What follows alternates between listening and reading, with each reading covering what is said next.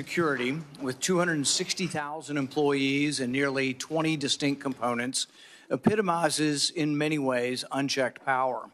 Its vast responsibilities, from border security and disaster response to counterterrorism and cybersecurity, demand rigorous scrutiny to ensure that they are executed within the bounds of the Constitution and with respect to the freedoms of the American people.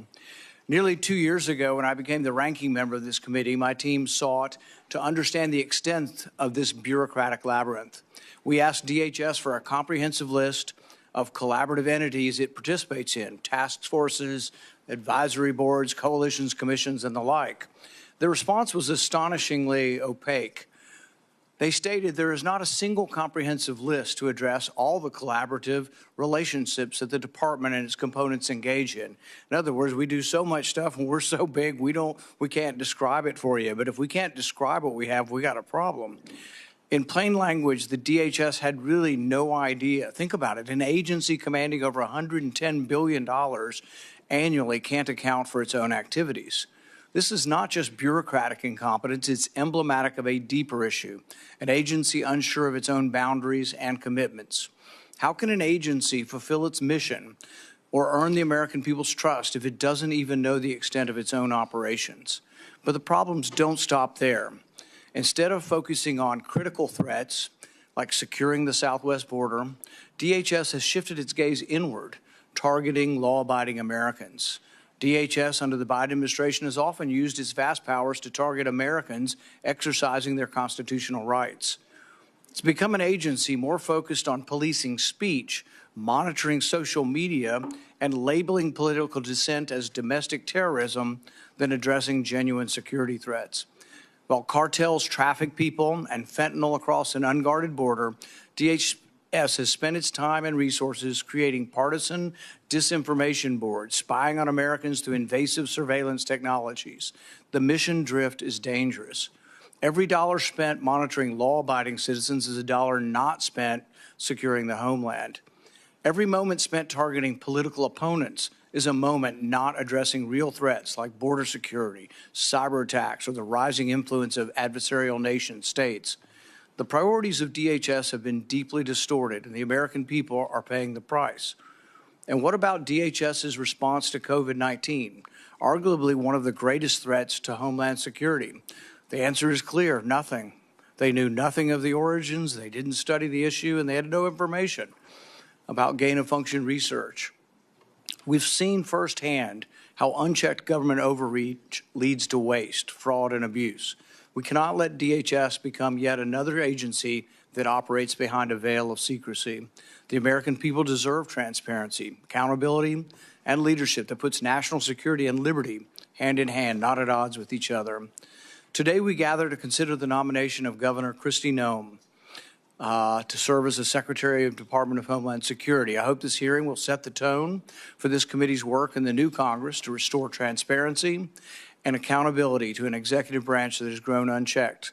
Governor Noem, if confirmed, you will lead an agency that has lost its way. Your record as governor of South Dakota and a former member of Congress demonstrates your willingness to make difficult decisions in the face of significant political pressure and to put the interest of the American people first. You have the opportunity today to address how your background and vision will translate to leading one of the most critical and scrutinized departments in the federal government. This is the first of many consequential moments for this committee as we renew our commitment to the constitutional oversight role that Congress must assert. I have no doubt that the nominee will consider in the coming weeks and months that you will be up for the challenge. Governor Noem, thank you for your willingness to serve, and I yield to the ranking member for his opening remarks. Thank you, Chairman Paul. Governor Noem, it's great to see you here today, and I want to first thank you for making yourself available not only to the entire committee, but the discussions that we had in my office, going perhaps a little more in depth in the issues than is possible in a hearing like this, and having that open and frank conversation is something that I appreciate. I also appreciate your willingness to spend time with committee staff as we conduct our due diligence and review of your qualifications and a background to serve as Secretary of the Department of Homeland Security.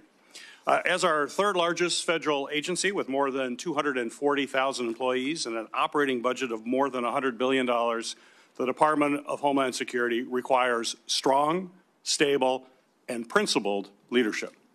Our nation faces serious threats and security challenges, from securing our borders and combating terrorism to preventing cyber attacks and responding to our nation's increasing number of natural disasters. And DHS is the first line of defense in all of those areas. I appreciated the conversations we had at today's hearing, where we discussed the importance of ensuring that our nation's borders are safe and secure. And while we must address the significant challenges we face on the southern border, we also need to ensure that there are sufficient resources to secure our northern border, something I know you're very familiar with as the governor of your state, including building out our northern border mission center. This is especially important in my home state of Michigan, which has two of the nation's busiest border crossings. And we're going to be adding another span shortly, the Gordie Howe International Bridge, which will open later this year. To facilitate the lawful trade and travel at those ports of entry that are absolutely critical to our economy, I've worked on legislation to hire additional U.S. Customs and Border Protection officers to meet increased staffing demands. We must secure our borders, but we also know it is well time past to streamline our immigration and our asylum process as well. In addition to border security, DHS is responsible for addressing many threats that face our nation. Just a few weeks ago, unfortunately, Americans were shocked to see two horrific incidents in New Orleans and Las Vegas, a deadly reminder that terrorism and radicalization remain very real and ongoing threats to our homeland. In my role on this committee, I've made combating foreign and domestic terrorism, as well as extremism, a top priority. In this complex environment, it is essential that DHS continue to focus on all terrorism threats, track and report data to Congress and to the American people, and coordinate between all components to ensure the department is effectively addressing all types of terrorist threats. We've also seen the persistent cyber attacks are still a very serious threat, in fact, an increasing threat. A recent attack from Chinese-based hackers infiltrated the Treasury Department, on top of ongoing Salt Typhoon hack that comprised numerous U.S. telecommunications companies. There's no question that DHS must continue to lead the way in protecting our networks from foreign adversaries, cyber criminals, and so-called hacktivists to prevent cyber attacks from becoming increasingly devastating to our security as well as to our economy. And finally, the Department of Federal Emergency Management Agency must continue to work hard to address the increasing number of natural disasters affecting our communities as a result of climate change.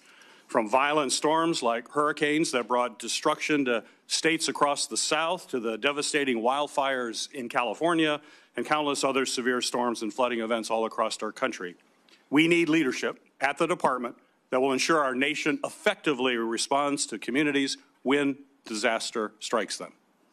The safety and security of our nation and the American people depend on the department's ability to effectively address these wide-ranging threats. So, Governor Noem, thank you again for your willingness to serve in this incredibly important position, and thank you for being here today. I look forward to having a comprehensive discussion about how you intend to lead this critical department through a series of national security challenges, if indeed you are confirmed. This morning, Governor Noem will be introduced by Majority Leader John Thune and Senator Kevin Cramer. Senator Thune, you're recognized. Well, thank you, Mr. Chairman and Ranking Member Peters and members of the committee. I'm very pleased to be able to be here today to introduce South Dakota's outstanding governor, who has been nominated by President Trump to serve as the Secretary of the Department of Homeland Security. I've known Kristi Noem for a long time. She has a very compelling personal and family story, which inspired her entrance into the public arena, and I'm sure you'll hear a little bit more about that from her.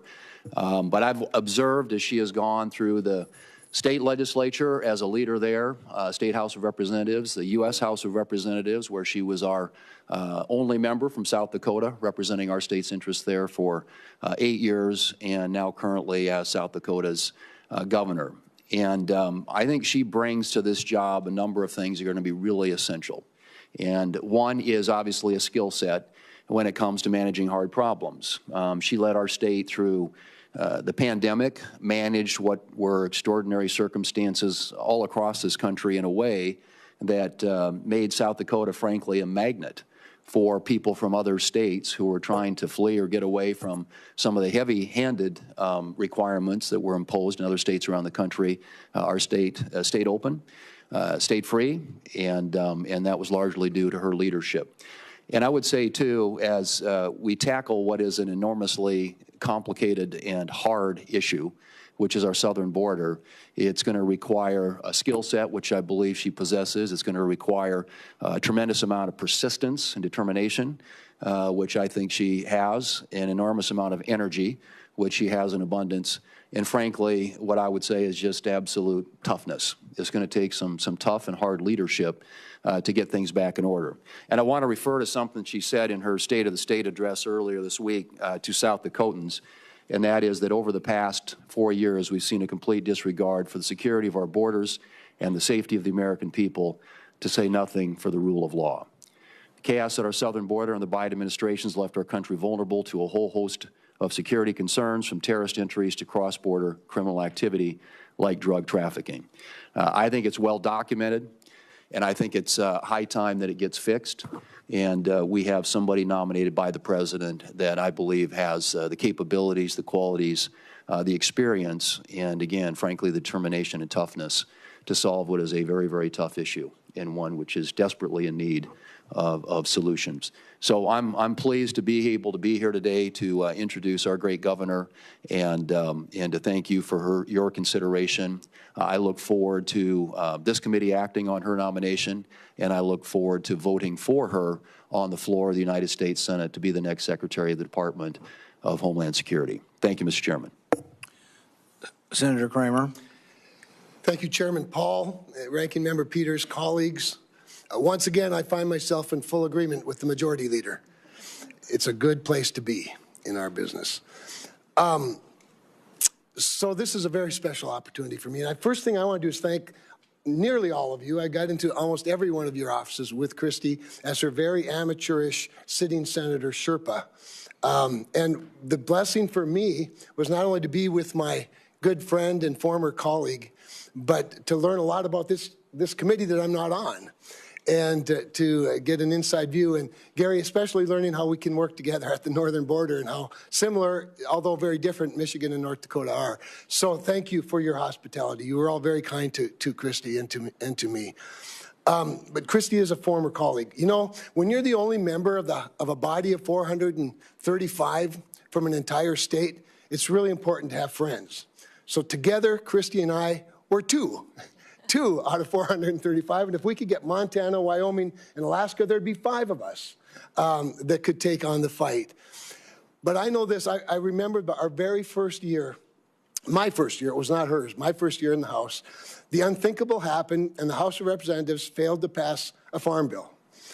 And all I can tell you was the least secure homeland person in America was the Speaker of the House and the Majority Leader the next day, when Kristi and I doubled up, and eventually we got a farm bill done. I say that because we are living at a time, and Senator Peters, you used the words strong, stable, and principled. I can't think of 3 better words to describe Kristi Noem than those 3 words. I would add this. I'm not surprised that President Trump turned to Governor Noem. Securing the homeland is the #1 priority, our #1 priority, our #1 constitutional priority as a Congress. And it is for sure the #1 priority of the voters in the last election. And it is the #1 priority for President Donald Trump. So naturally, he would say, who is the toughest, smartest, most capable protector that I know? I think I'd like to find a ranch woman, mom, grandmother who knows how to protect her own. And when you grow up on a ranch in the prairies or the West, nobody else is going to look out for your critters. No one else is protecting your family. You do it. And she brings this skill set, as Senator Thune said, as a leader, as a legislator, as a member of Congress, as a governor, a very important By the way, when I'd get into the room with other governors, Senator Hassan, I might as well have just left because I was now part of a club where I don't belong. But anyway, it was very, very rich because there's an alliance there that's really, really important. And so for me, it's just a really special opportunity to be able to be here with her and to have had this time in your offices introducing her to you. But I want to wrap up because last night I received a very touching letter, unsolicited by either Kristi or me, from the tribal chairwoman from the Standing Rock Sioux tribe, which straddles North Dakota and South Dakota. They don't really care who wins the South Dakota State, North Dakota State football game, but they do care about their reservation. And Chairwoman Elkire sent me this letter. Standing Rock is the home of Sitting Bull, in case you were wondering about the credentials of their ability to protect the homeland. I'll just read a few words. On multiple occasions, Governor Noem has invited the Standing Rock Sioux tribe to her table at the South Dakota State Capitol to enter into meaningful discussions. That's what I witnessed when she came to your offices. And Janet writes, it is of great excitement and enthusiasm that our North Dakota Governor Doug Burgum will be at the helm of the Department of Interior, and my hopes remain high that you will feel the same about Governor Kristi Noem at the helm of the Department of Homeland Security. These two governors understand the needs in Indian country and what words like tribal sovereignty, jurisdiction, and consultation mean to the indigenous people. It speaks volumes to her leadership and to her character. It's my honor to support her and turn it over to her. Thank you for those great introductions. The committee has also received several statements in support of Governor Noem's nomination, including a letter from 22 fellow governors, the International Association of Firefighters, and 6 other organizations. Without objection, these letters of support will be made part of the hearing record. And I know our senators are going to have to go, but thank you for coming and doing those introductions. It's the practice of this committee to swear in witnesses. Governor Noem, please stand and raise your right hand. Do you swear that the testimony you will give before this committee will be the truth, the whole truth, and nothing but the truth, so help you God? Governor Noem, you are now recognized for your opening statement. Well, thank you, and good morning, Chairman Paul, Ranking Member Peters, and the distinguished members of this committee. I'm honored to appear before all of you today as the nominee for the Secretary of Homeland Security. I want to thank President-elect Donald J. Trump for his confidence in my leadership and the people of South Dakota for their fantastic support throughout my time in public service. I would also like to express my sincere gratitude to Senator Kramer. He has been an invaluable resource to me throughout this process and given me much wisdom as well as insight into the thoughts and the procedures of the Senate and this body. And I'd also like to express my gratitude to Senator Thune, the majority leader of this esteemed body. He's been an advisor to me for many years as well as a friend, and I'm so grateful for the generous support of these two men and their willingness to be here this morning to speak on my behalf and to introduce me to this committee. Now, I'm a wife and a mother and a grandmother, a farmer, rancher, business person. I've served in our state legislature, in Congress for 8 years, and also a governor. I've spent my entire life in rural America. I understand what it means to work hard every single day and to build a better future for your kids and for all of our communities. I come before you today with a deep sense of responsibility and a humility as the nominee to lead the Department of Homeland Security, and also a commitment to the more than 330 Americans who we will work together to help serve and to keep safe and secure in their homes and in their communities. Now, before I proceed, I want to introduce to you my husband, Brian, who's here with me today. He is my constant 24/7 reminder of our dedication to public service and that it's not a solo effort or done alone. He has been a rock by my side, and I appreciate all of his love over so many years. I'm grateful that he's here with me today. Now, securing our homeland is a serious, sacred trust that must be relentlessly pursued and can never be taken for granted. Being safe within our borders here in America is critical and yet Americans feel less safe than they have felt in decades. For the first time in 30 years, more than 40% of Americans are afraid to walk alone at night within a mile of their homes. President-elect Trump is going to change that. I've seen firsthand the challenges and the opportunities facing our great nation. In the 20 years since the Department of Homeland Security was formed, the nature of the threats to our homeland has grown and they've evolved. This department was created in response to the failures of the government that led to the September 11th, 2001 terrorist attacks. And that reality is not lost on me, especially in the wake of the recent terrorist attacks over New Year's. Now, I've led South Dakota for the last 6 years with a focus every day on making our state safer, stronger, and freer. I've focused every day on making the best decisions, not just for right now, but for generations to come. I've overseen a state budget of over $7 billion and a state employee workforce of more than 13,000, including more than 7,000 that report directly to the governor. I've addressed important issues like cybersecurity, human trafficking, drug interdiction, and also natural disasters, the same challenges that are facing so many of you and the people that you represent back home. I've secured our state and supported the rule of law. And if confirmed as the 8th Secretary, that is the same approach that I will take to leading the Department of Homeland Security. As we face the evolving threats of the 21st century, the mission and the success of DHS is more critical than ever. We must be vigilant and proactive and innovative to protect the homeland. The challenges in front of us are extremely significant, and we must secure our borders against illegal trafficking and immigration. We must safeguard our critical infrastructure to make sure that we're protected against cyber attacks, respond to natural disasters, and also terrorism. I firmly believe that we can meet those challenges head-on with resolve. Innovation, we can use collaboration with federal and with state partners. And, Senators, I want your input. Border security must remain a top priority. As a nation, we have the right and the responsibility to secure our borders against those who would do us harm. And we must create a fair and a lawful immigration system that is efficient and is effective and that reflects our values. President Trump was elected with a clear mandate. He needs to achieve this mission because 2/3 of Americans support his immigration and border policies, including the majority of Hispanic Americans. I was the first governor to send National Guard troops to our southern border when Texas asked for help and when they were being overwhelmed by an unprecedented border crisis.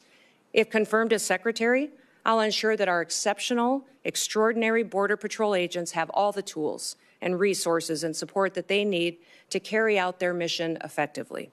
The same is true of my commitment to the outstanding men and women of the U.S. Immigration and Customs Enforcement. They are responsible for apprehending, detaining, and deporting illegal immigrants. And getting criminal aliens off of our streets and out of the country will help American communities be safer again. The bravery and the dedication of the Border Patrol and ICE are unmatched, and I will restore dignity to their work. The rising threat of cyber attacks also demands our utmost attention, and our critical infrastructure, from energy grids to financial institutions, is under constant attack by foreign adversaries and criminal actors. As Secretary, I will prioritize a comprehensive, whole-of-government approach to cybersecurity. In fact, in the coming days, we have to plan bigger and think faster and smarter. I fully acknowledge that people in Washington, D.C. do not have all of the answers, and therefore I will leverage private-public partnerships. I'll advance cutting-edge, state-of-the-art technologies to protect our nation's digital landscape. And I will have a proven track record of doing this in South Dakota to back me up. I've helped make Dakota State University a global leader in cybersecurity education because we recognize the need to address this emerging threat. And I will take a proactive approach if given the opportunity to serve as Secretary. Now, President-elect Trump has been a tremendous friend to law enforcement over the years, and I will do the same in my role as Secretary. As Governor, I've worked closely with law enforcement to make South Dakota safer. I've overseen hundreds of state troopers in the South Dakota Highway Patrol, and on several occasions, I've convened groups of law enforcement from across our state to address policies that will make our people safer. In fact, while some in this country were attacking law enforcement and defunding them, We took the opposite approach in South Dakota. We recruited law enforcement officers to move to South Dakota, a state that respects their service and their sacrifice.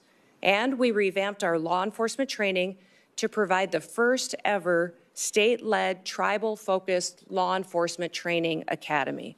I'm very proud of the work that we've done in cooperation with our tribes to help make their communities more safe. And we must remain vigilant against terrorism and against others who wish to do us harm to our country and to our great people.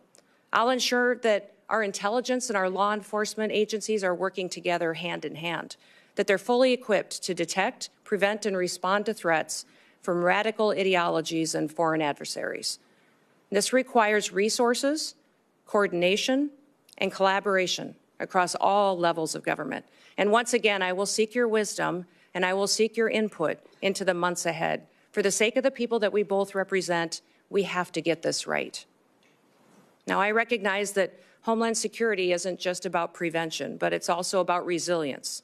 When disasters strike, as we know they will, the Department of Homeland Security must be ready to respond swiftly, efficiently, and effectively to protect the lives and the property of Americans.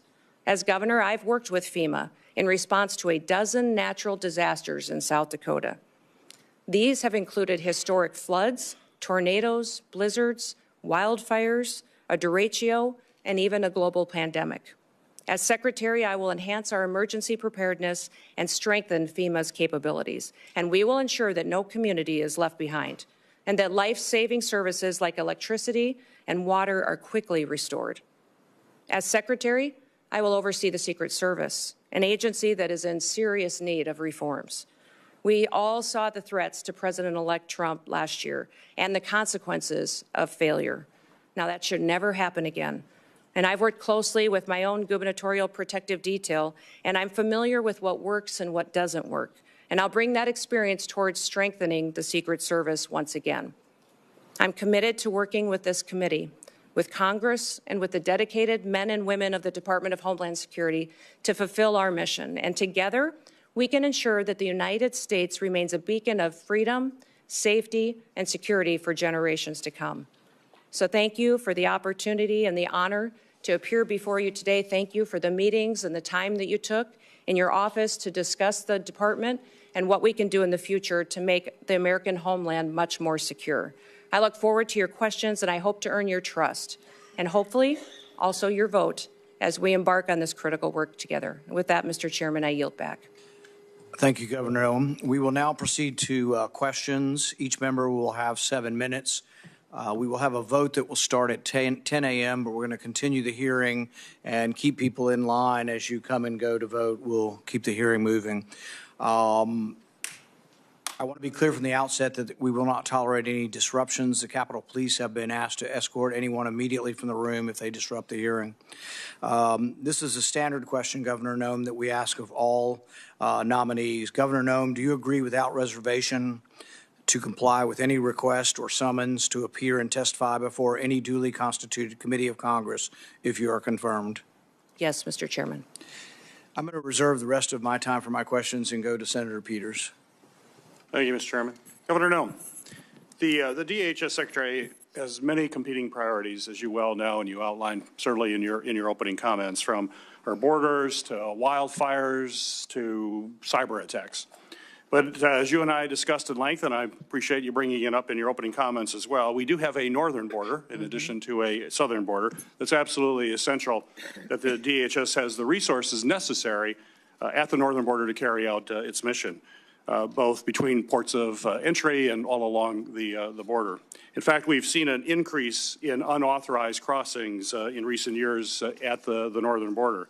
So my question for you is, if confirmed, do you commit to ensuring, along with the southern border, that the northern border is sufficiently staffed to maintain its security and robust trade between the U.S. and its neighbors, including at the Gordie Howe International Bridge in my home state of Michigan, have the resources they need to facilitate trade while keeping Americans safe?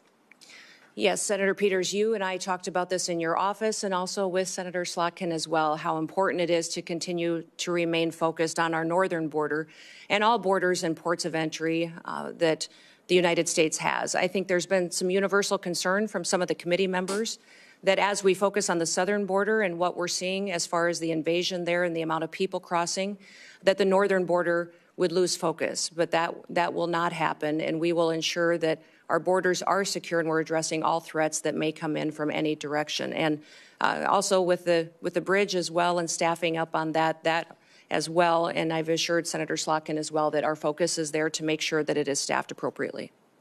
Very good. And as we discussed, the department is diligently working to stand up the Northern Border Mission Center at Selfridge Air National Guard Base in Michigan, following the authorization and funding that I was able to secure in the last Congress.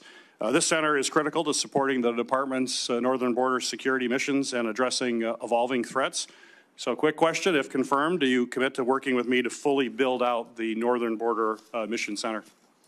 Yes, Senator, we will look forward, and I look forward to working with you to ensure that that is a priority and that it's adequately resourced, and working with Congress and senators to make sure that we have what we need to make sure that that mission for that base is fully fulfilled. Great, thank you.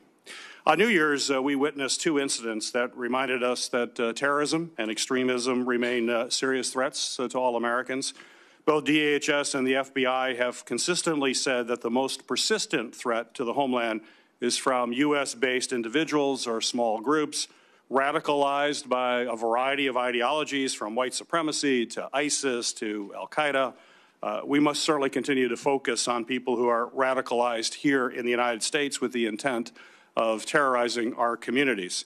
So my question for you, ma'am, is how do you plan to address this threat of U.S.-based terrorists?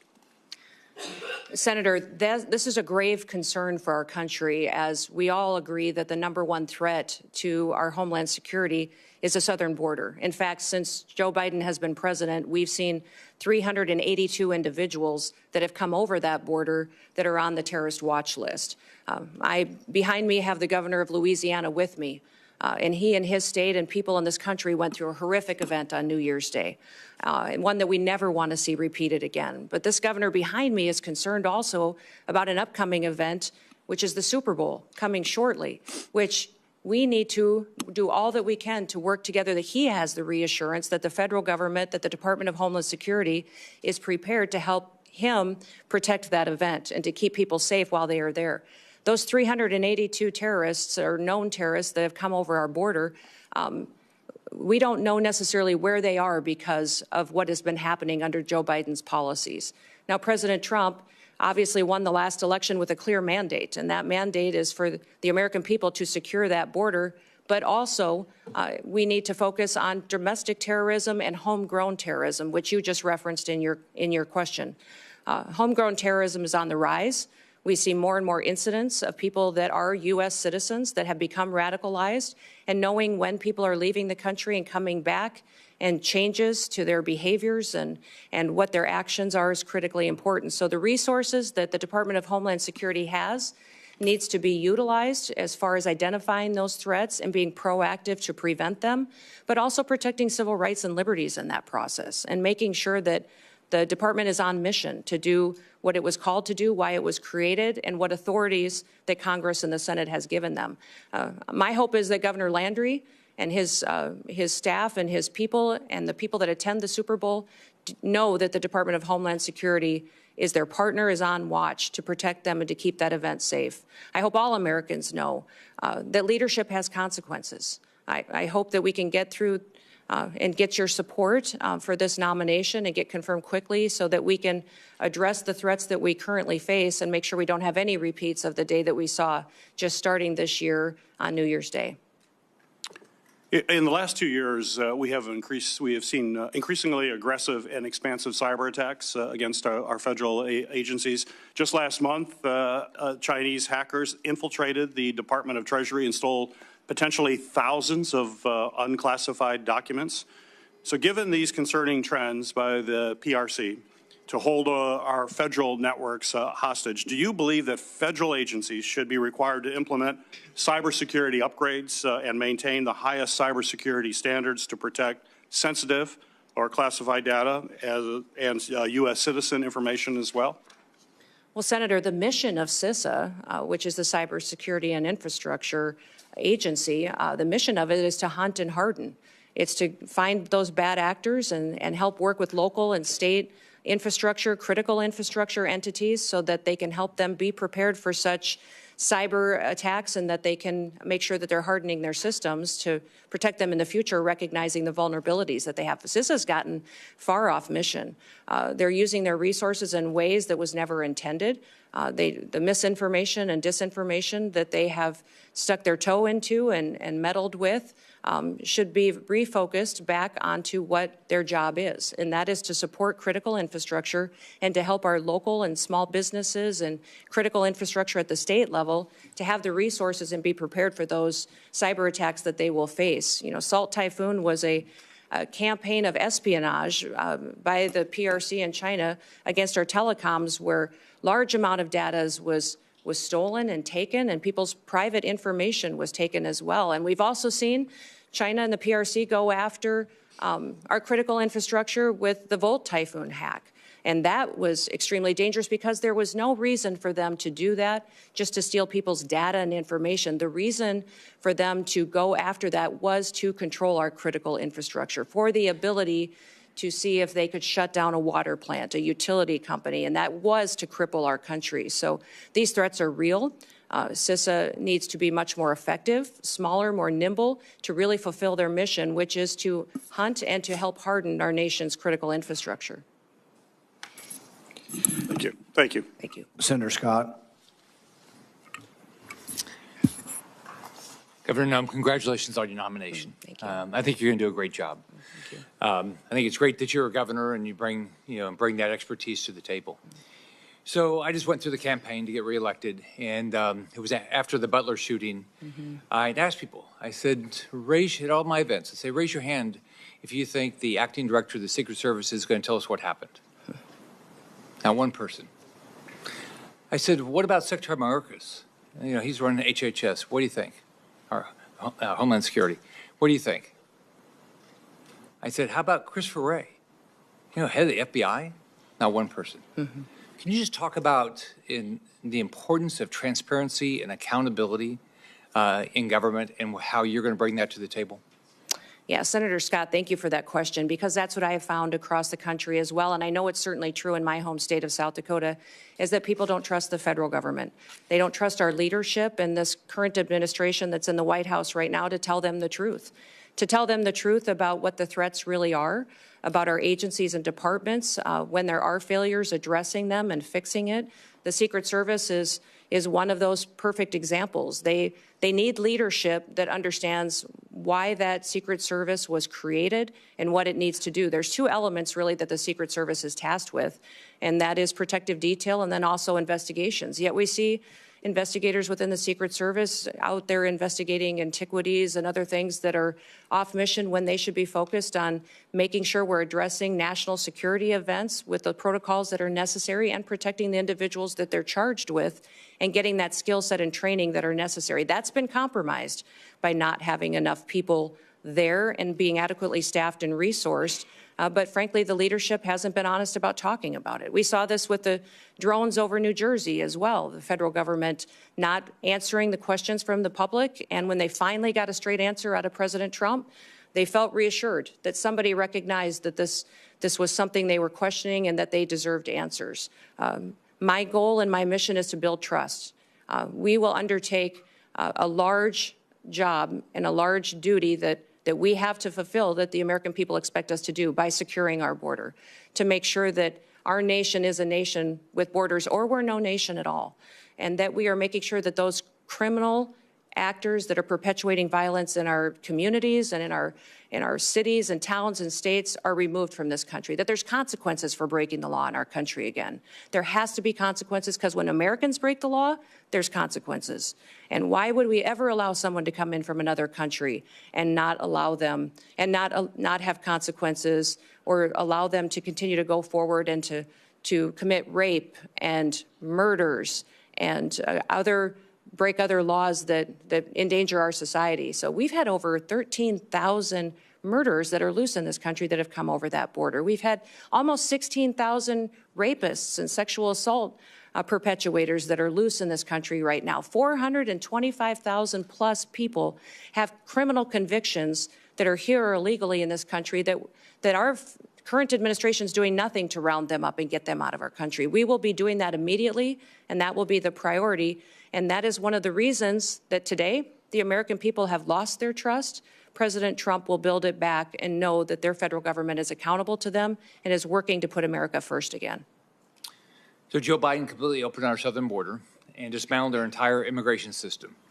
As a former governor, I know that when the federal government policies are broken and failing Americans, you see the impacts in your state, just like I did when I was a governor.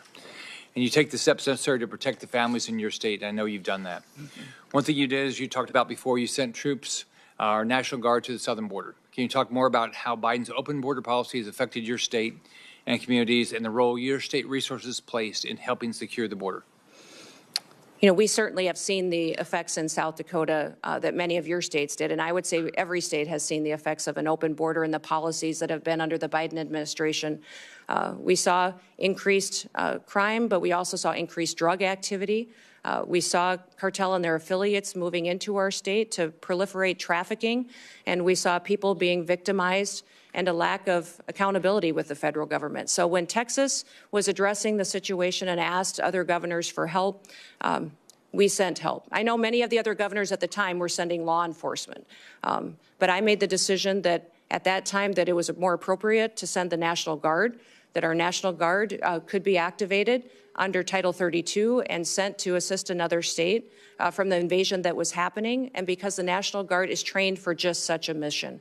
Because of this invasion, that it is a war zone down there with what they are going to see, the threats that they would see, and that they are trained specifically to interact with other agencies. The National Guard is used to falling in with other agencies and cooperating with them and could do that seamlessly. And their families and their communities are normalized to them being deployed. So we have in South Dakota deployed our National Guard to the southern border 8 different times. 2 of them were federal deployments that the Biden administration sent them down there. One was to send our Lakota helicopters, which were used for surveillance and the drug interdiction that was going on down there. But 6 other times I sent them under state activation to partner with Texas and other states in securing our southern border. They did security operations. They also did building of the wall and partnered with Texas, recognizing the failures of the federal government. The failures of the federal government are significant, and we've seen our families and communities devastated by those effects, by the drug epidemic, by the trafficking that's going on, the increased crime. And we recognize that just because the federal government wasn't doing their job, we could not fail our state. And I needed to protect the people of South Dakota, and the people of South Dakota were overwhelmingly supportive of these deployments and very proud of our National Guard. When I was governor of Florida, there was a terrorist attack in Paris by Syrian refugees.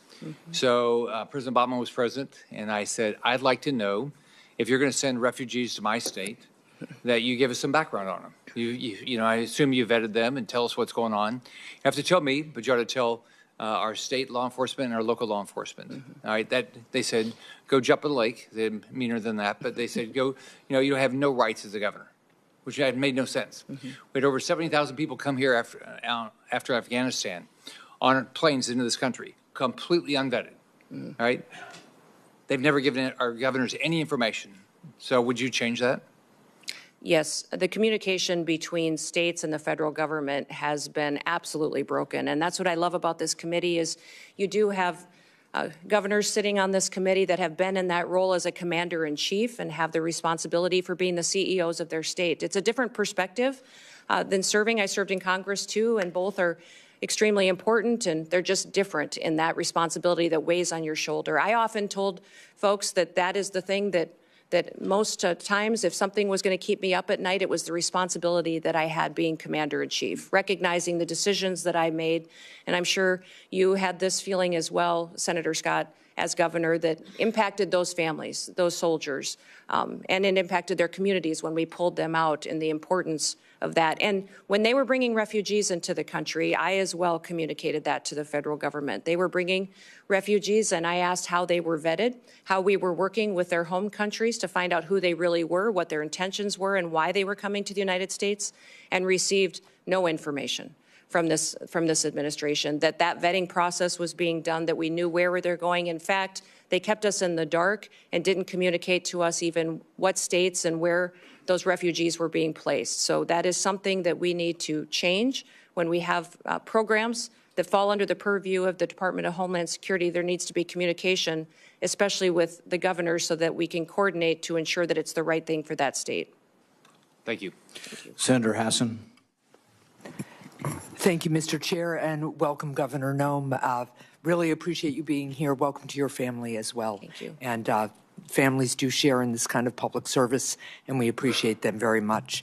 As we discussed at our meeting last month, as a former governor, I appreciate the important responsibilities that governors have to ensure the safety and security of their communities, including by managing public safety and emergency agencies. And I will say that in many ways, I agree with some of the things that Senator Scott just said about improving communication between the Department of Homeland Security and governors around who is being sent to states. It's a critical issue and something that I was frustrated by when I was governor.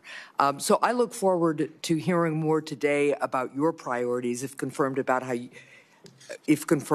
your experience as governor would help you run the Department of Homeland Security. Let me just start by following up with a question that Senator Peters had also touched on. We have recently in New Hampshire seen a dramatic increase in unauthorized border crossings at the northern border. And when I was at the northern border recently, law enforcement told me about the need for more personnel and resources. We still don't have cell phone coverage in a lot of the stretch of our northern border. I've worked with Senator Kramer on bipartisan legislation to strengthen our northern border strategy because it's clear more support is needed. So, Governor, if you're confirmed, would you deploy additional full-time personnel and upgrade equipment along the northern border? You know, Senator, I enjoyed our meeting that we had and you identifying the northern border issues that are going on, the lack of security and the lack of technologies that you really need to cover some of the landscapes that are there. Very different than the southern border, some just as equally challenging, but all need to be addressed. So I definitely will be working with you to ensure that our northern border is adequately resourced as well. And we do have to have the resources in order to be successful. Right. That's something I want to work with Congress, with the Senate and the House on to ensure that the resources are there to meet the challenges that we have. We have not fully utilized the technologies that are available that are necessary to really secure this country and to compete with those bad actors which wish to infiltrate our country. And having the ability to utilize them will make us much more safe. So I'll work with you most definitely in ensuring the northern border is protected. Well, I appreciate that. And I just note, too, that at the same time, there's real concern in New Hampshire and all along the northern border that we strengthen the border and have the resources we need. We also have a really strong economic relationship with our our friends to the north and a lot of family relationships. So I think it's important that we're smart in the deployment of technology. We don't want to impede that flow of economy and people that's lawful, but we do want to make sure that we have the resources we need. I want to turn to the southern border now. At the southern border, we need significant technological investments to support law enforcement personnel in their efforts to catch fentanyl smugglers, to stop human traffickers, and seize the cash and illegal guns that criminals traffic southward to the cartels. And we talked about this a little bit. There's bipartisan support for these investments, and I've worked with colleagues, including Senators Langford and Cornyn, on legislation around these issues. Governor Noem, could you identify specific technological investments that you would make at the southern border, and are you willing to work with me on increasing southbound inspections if you're confirmed?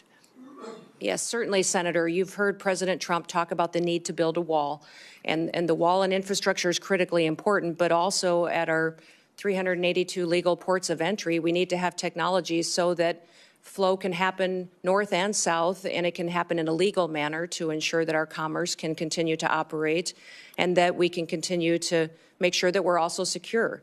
I think de minimis shipments are a concern, and the need to look at those and how traffickers and fentanyl distributors are using that. I think we also need to use scanners, surveillance operations. There's new technologies out there to cooperate with satellites in some area where the topography does not necessarily facilitate having actual infrastructure, and then also the ability to make sure that we're utilizing that technology that allows us to know what is going south that might be fueling some of the violence that ends up coming back north, and ensuring that we're stopping that before it has the chance to supply those cartel and bad actors that would come in. Yeah, I really appreciate that, because the southbound flow, particularly of cash and weapons, fuels the cartels and strengthens them. Absolutely. And it's something that we really have to focus on.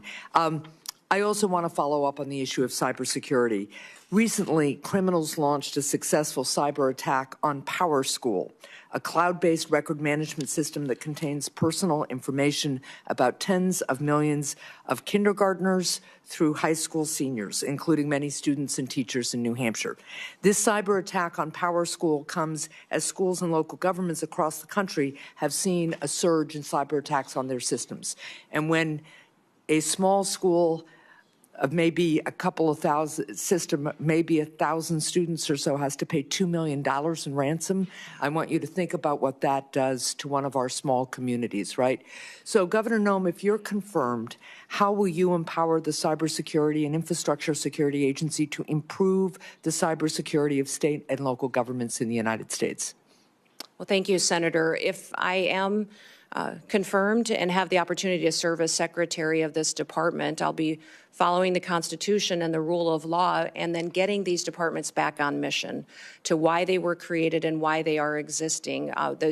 What CISA should be doing is helping those small entities, those schools, those local city governments, the state governments, and the small businesses that are critical infrastructure that don't have the resources to stay on top of the critical protections that they need to enact. Well, let me follow up just quickly on that one point. It's something we discussed when we had our meeting. I worked with Senator Cornyn on a bipartisan bill that became law that created a cybersecurity grant program for state and local governments. This is in addition to each state getting a cyber coordinator to help on the ground.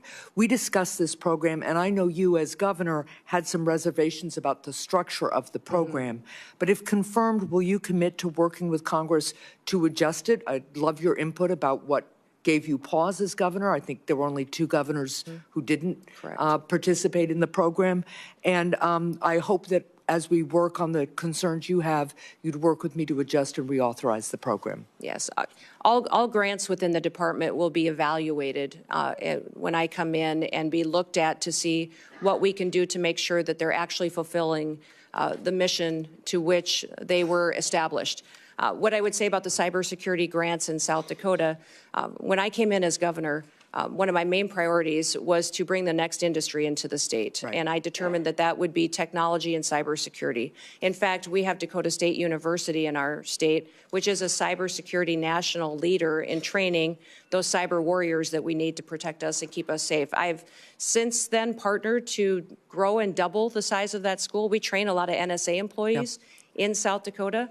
And so understanding cybersecurity and my experience in that, I think, is critically important to the department and bringing it to the table to do this. You talked about why we didn't take that cybersecurity grant in South Dakota, and it's because the requirements of that grant would have caused me to grow my state government. The administration costs of it would have been much more than what it would have been able to facilitate at the local level, and our state was already proactively helping these individuals that needed the resources to secure their systems. Well, I appreciate that. I'm way over time. There were very few requirements purposely in that grant program other than to make sure the money was being spent the way we authorized. But let's continue to talk about that. Thank you. Senator Holling. Thank you, Mr. Chairman. Governor Noem, welcome. Congratulations on your nomination. I'm delighted to see you here. I do notice the chairman of the Ways and Means Committee is over your shoulder there. I'd have to question your judgment about who your friends are based on that. The great chairman from the state of Missouri. It's fantastic to have you here. You know, the Department of Homeland Security is not particularly old, but you already have what I hope will soon be the distinction of succeeding the worst secretary in the history of the Department of Homeland Security. Alejandro Mayorkas has been an absolute disgrace to that department and frankly to this country. And I'm delighted to see you willing to step up and serve. Let me just ask you something. I repeatedly asked your predecessor when he sat where you're sitting whether the southern border was secure. And he repeatedly told me under oath, it is secure, Senator. And he repeatedly said under oath, our policies are working, Senator, meaning the Biden administration policies that, of course, gave us this devastating open border. So let me just ask you, is the southern border secure as we find it today? Senator, no, the southern border is not secure today, but in just 3 days, we will have a new president in this country, President Donald J. Trump, and he will secure our border. That is refreshing candor. I'm glad to hear it. Let me ask you about a young man from my state. This is Travis Wolf, who's 12 years old when he was killed just over a year ago by an illegal migrant who mowed him down, and I choose my words carefully, mowed him down in a motor vehicle, hit him head on, doing 75 and a 40, killed him. Others were severely injured. Just yesterday, a witness sitting where you are sitting today told this committee that migrant crime is, and I quote, not an actual concern. Not an actual concern. In a hearing before this committee advising us to drop the Lake and Riley Act and not focus on migrant crime. You know, in my state, with the death of people like Travis Wolf and Officer David Lee, who was assaulted and killed in St. Louis, and officers in Kansas City who have been assaulted by illegal migrants, and others who have been carjacked and stabbed, would you agree with me that migrant crime sure as heck is an actual concern and that you intend to do something about it? Yes, Senator, absolutely. And I am so sorry about Travis and my prayers go out to his family. I can't even imagine what that is like. And thank you for telling his story, because there's so many families in this country that have that same story. And they don't understand why the federal government is allowing people to come into this country illegally and then perpetuate crimes against their people and then give them resources and shelter and food and debit cards to go take care of their families when they go to work every single day to make sure that they're providing for their families and are held accountable to when they break our laws. So, let me ask you this. Will you work with President Trump to reinstate the Remain in Mexico program that the president had in place in his first term, which does so much to ensure that those who would seek to abuse our asylum system are not allowed into the country, and those who have legitimate asylum claims, their claims are processed in due order and in due course, but they wait in Mexico until those claims are fully processed. Will you work to reinstate that program? Yes, Senator, the president and I have talked extensively about this and will 100% partner with him to reinstate the Remain in Mexico policy and make sure that it's in place. Fantastic. I think Travis might be alive today if that policy had been in place. Let me ask you about CBP One, the phone app that I've called concierge service for illegal immigrants. I'm sure you're familiar with it. This was the Biden administration's effort to allow asylum seekers to apply ahead of time using their phones, but not actually to provide any evidence that they needed asylum. There was a newspaper report, a press report that said the only problem with the app is it never asks users, are you seeking asylum? They don't ask for any asylum evidence. They simply release these so-called asylum seekers who use the app into the country on parole. Sometimes they're never given a hearing. The Inspector General actually did a report, a full investigation report on CBP One, and found that frequently users of this app were claiming the same addresses in the United States as their intended destination, even though they didn't know each other, they weren't family connections. In other words, it has been completely abused. And the idea that the federal government would pay for this kind of concierge service for illegals, I think, is outrageous. Will you end the use of the CBP One app? Yes, Senator, if confirmed, and I have the opportunity to be secretary on day one, CBP One will be shut down. There's data and information in there that we will preserve so that we can ensure we know who's coming into this country and who's already here that we need to go find, but also we make sure that there's another program, CHNV, which I'm sure you're very familiar with, where our federal government actually paid to fly people into this country directly from other countries without any vetting or knowing who they are. So there's several of these programs that need to be eliminated, and we need to ensure that we're following legal immigration laws. I'm glad you just mentioned CHNV. This is this is a mass parole program. Of course, as you know, our law allows parole in only very limited circumstances. There are two circumstances, and it requires case-by-case evaluation. The present administration, soon to be gone, has granted mass parole in direct defiance of the law, not case-by-case evaluation. The CHNV program is one of those instances. Will you put a stop to this abuse of our parole law and our asylum system? Yes, we will go back to case-by-case evaluation of these parole cases and ensure that we have more resources if you will partner with us to to make sure that our legal immigration system is fully utilized, that we have more judges, more immigration courts, so that we can process people legally and make sure that they are going through that process rather than, like Joe Biden has done, use this as an excuse to allow people to come into our country with no consequences. Let me ask you about another low light, not a highlight, but a low light of this last administration and DHS. Your predecessor, the current Secretary of DHS, established a disinformation board using taxpayer resources to police speech on the internet and elsewhere, to tag American citizens' viewpoints as either legitimate or not legitimate, and use the power of the state to censor them, including having them removed and perhaps penalized. This has got to be the darkest chapter, I think, in DHS's short history.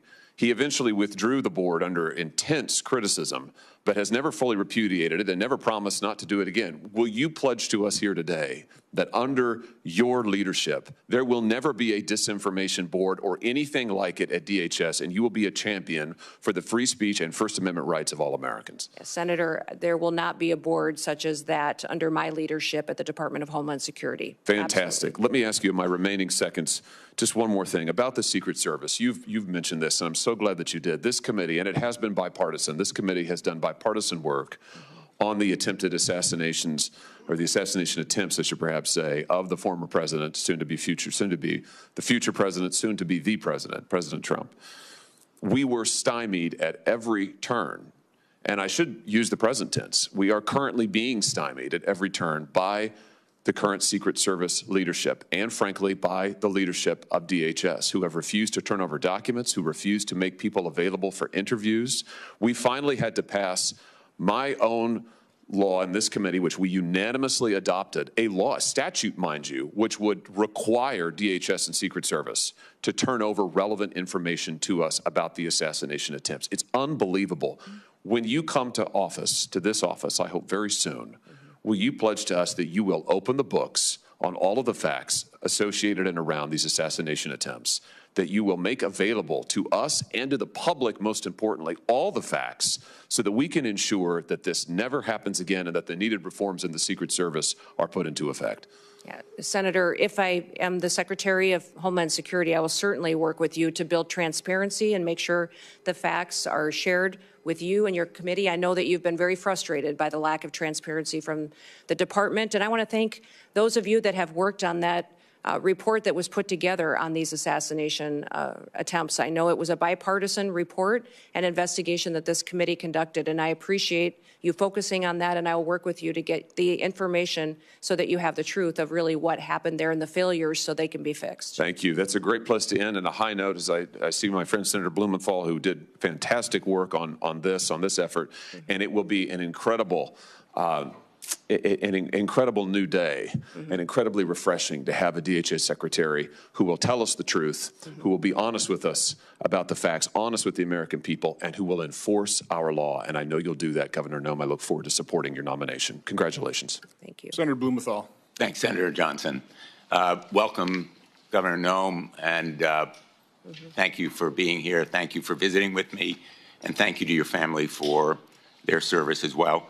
Let me begin on a high note, thanking Senator Hawley for his leadership on the effort that I led with him to essentially get some basic facts out of the Secret Service when we were investigating, Senator Johnson and I, as leaders of the Permanent Subcommittee on Investigation, helping to lead it with the chairman and ranking member here.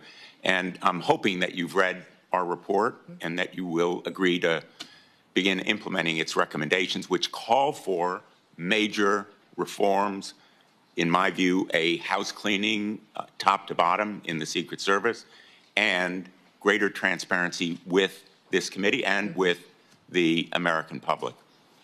Yes, sir. I will certainly work with you to do that and to work to make sure that we have that transparency and the committee has the information that it needs to do due diligence of its oversight. Our investigation is continuing. Yep. Senator Johnson and I have discussed it, and we will be making more requests to pursue the fact-finding that is so important. I want to ask you about disaster relief. California is on fire. the fires raging there are going to leave destruction and devastation that is heartbreaking. I am really disappointed with some of the statements that President-elect Trump has made. For example, saying that, quote, we won't give him, referring to Governor Newsom, money to put out all his fires, and if we don't give him money to put out fires, he's got a problem. The specter is there of potential discrimination based on politics, withholding money from California or other states. It's not an unfounded fear. In the last administration, there were public reports about President Trump withholding money from the state of Washington because of his disagreements with Governor Inslee. Connecticut, like the rest of the nation, suffers from these natural disasters. Most recently, in August, we were hit by major flooding, and these natural disasters are going to become more frequent, as will be the need for the federal government to meet the requests for declarations of natural disaster. I assume you will agree with me that withholding disaster relief by President Trump or any other chief executive of the United States is a violation of his duty and of law. Well, Senator, leadership has consequences. And looking at the tragedy that's happening in California, I want to ask you yes or no, with all due respect. Yeah. It's an easy. What's happening in California is the ramification of many decisions over many years. But under my leadership at the Department of Homeland Security, there will be no political bias to how disaster relief is delivered to the American people. So if President Trump were to say to you, we're going to withhold money from Connecticut or Michigan or any of the states, Iowa, because we don't like the governor or we don't like the politics of the state, you would stand up to him and say, Mr. President, we need to allocate that money. Well, Senator, in 3 days, President Trump will take an oath to uphold the Constitution and the rule of law in this country, and he will do that, and I'll be glad to have him back. And I don't speak to hypotheticals, which is what you're asking me to do, but what I will tell you is that as Secretary, I will do the same. I will deliver the programs as the Well, it's laws more than a dictate. hypothetical, with all due respect, and I apologize for interrupting you, but my time is limited, as you know, as a veteran of these hearings. It's more than a hypothetical. It's based on experience with President Trump withholding money from Washington State and elsewhere. I need to know from you, will you stand up to the President and say, no, the Constitution and the Impoundment Act requires us, for example, to allocate the $100 billion that we have just appropriated in the last session to states like Connecticut, $3 million, Texas, $10 million, almost every one of the states represented here. Will you say no to the President if he withholds that money? Sir, I don't know about the scenarios that you're referencing with President Trump, but what I will tell you is that if given the chance to be Secretary of Homeland Security, that I will deliver the programs according to the law and that it will be done with no political bias. And if the programs change or if you decide to change the rule of law, then I will follow that while adhering to the Constitution. So you pledge to allocate and distribute that $100 billion according to how the program is written, with no political bias. Every American deserves to be there and have disaster relief the same as their neighbors. Basically following the law. Yes. Let me ask you, Senator Peters asked you about homegrown terrorists. The New Orleans tragedy was the result of a homegrown terrorist born in this country, radicalized by ISIS. And it reflects the reason why the intelligence community, the FBI, almost all of our law enforcement has said repeatedly, domestic violent extremism is the most lethal and persistent threat to our security. That terrorist was radicalized by ISIS. The investigation is underway. We don't know all the facts, but we do know that he was a military veteran, and ISIS was responsible for radicalizing him. Shouldn't we focus on ISIS as a threat to this country's security? Senator, certainly we should be focused on all threats to this nation's security. That's the mission of the Department of Homeland Security, and homegrown terrorism is growing. We have more and more incidences. The tragedy we saw and the terrorist attack in New Orleans. What will you do to combat it? What will you do to stop ISIS and other extremist organizations from radicalizing people in this country? Well, certainly, Senator, I'll continue to work with the administration and our partners and the Department of Defense, the intelligence agencies, also within Secretary of State and the other branches and cabinet officials to make sure we're bringing all resources to bear to identify and to stop these types of terrorist activities. What I would say is the cybersecurity and intelligence elements that we have within the Department of Homeland Security have been incredibly siloed. They have not communicated with other intelligence agencies like they should and partnered.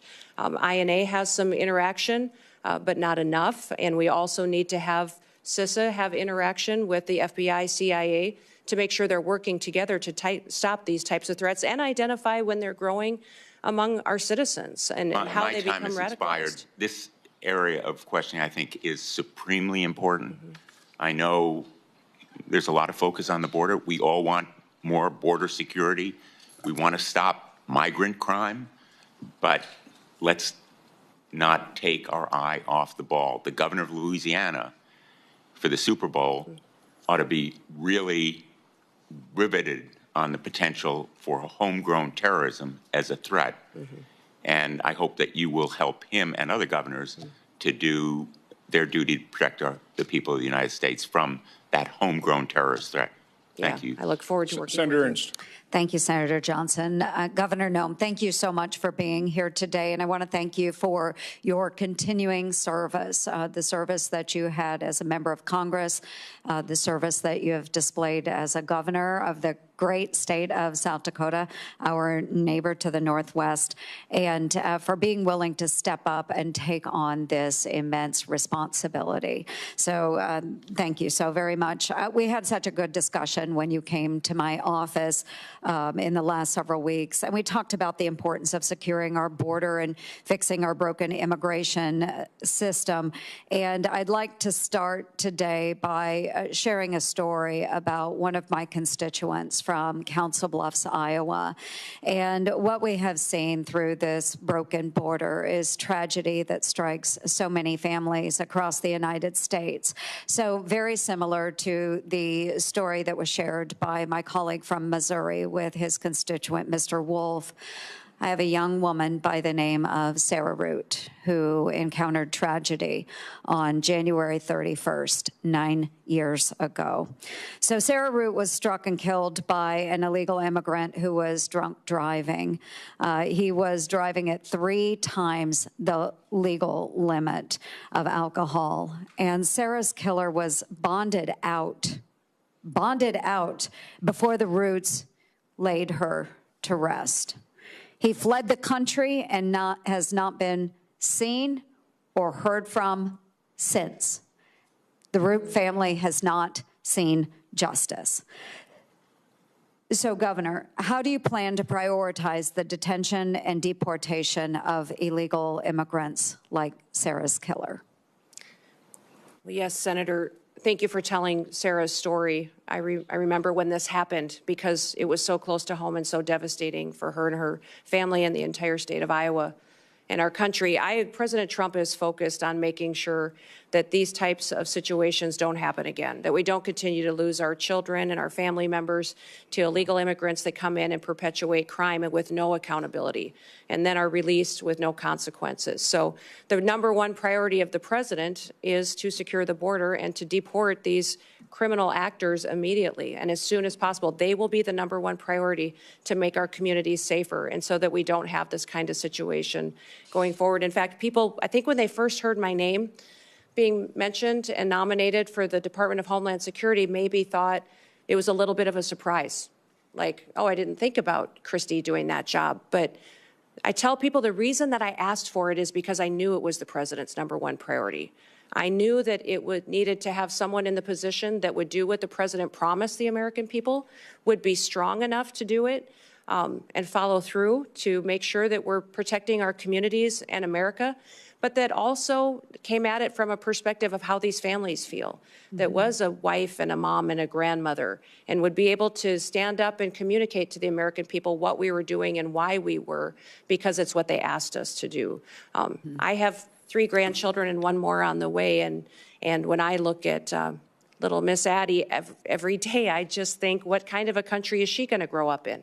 What kind of a country will we leave her and her brother and his sister? And I don't want them to think that their grandma sat on the sidelines and didn't do all that she could. So I will enforce the Constitution and the law, and I will make sure that when people enact horrific things like this that happened to Sarah and her family, that there will be consequences for it. Yeah, absolutely. And as a fellow grandma, I know that you are perfectly positioned to enforce this.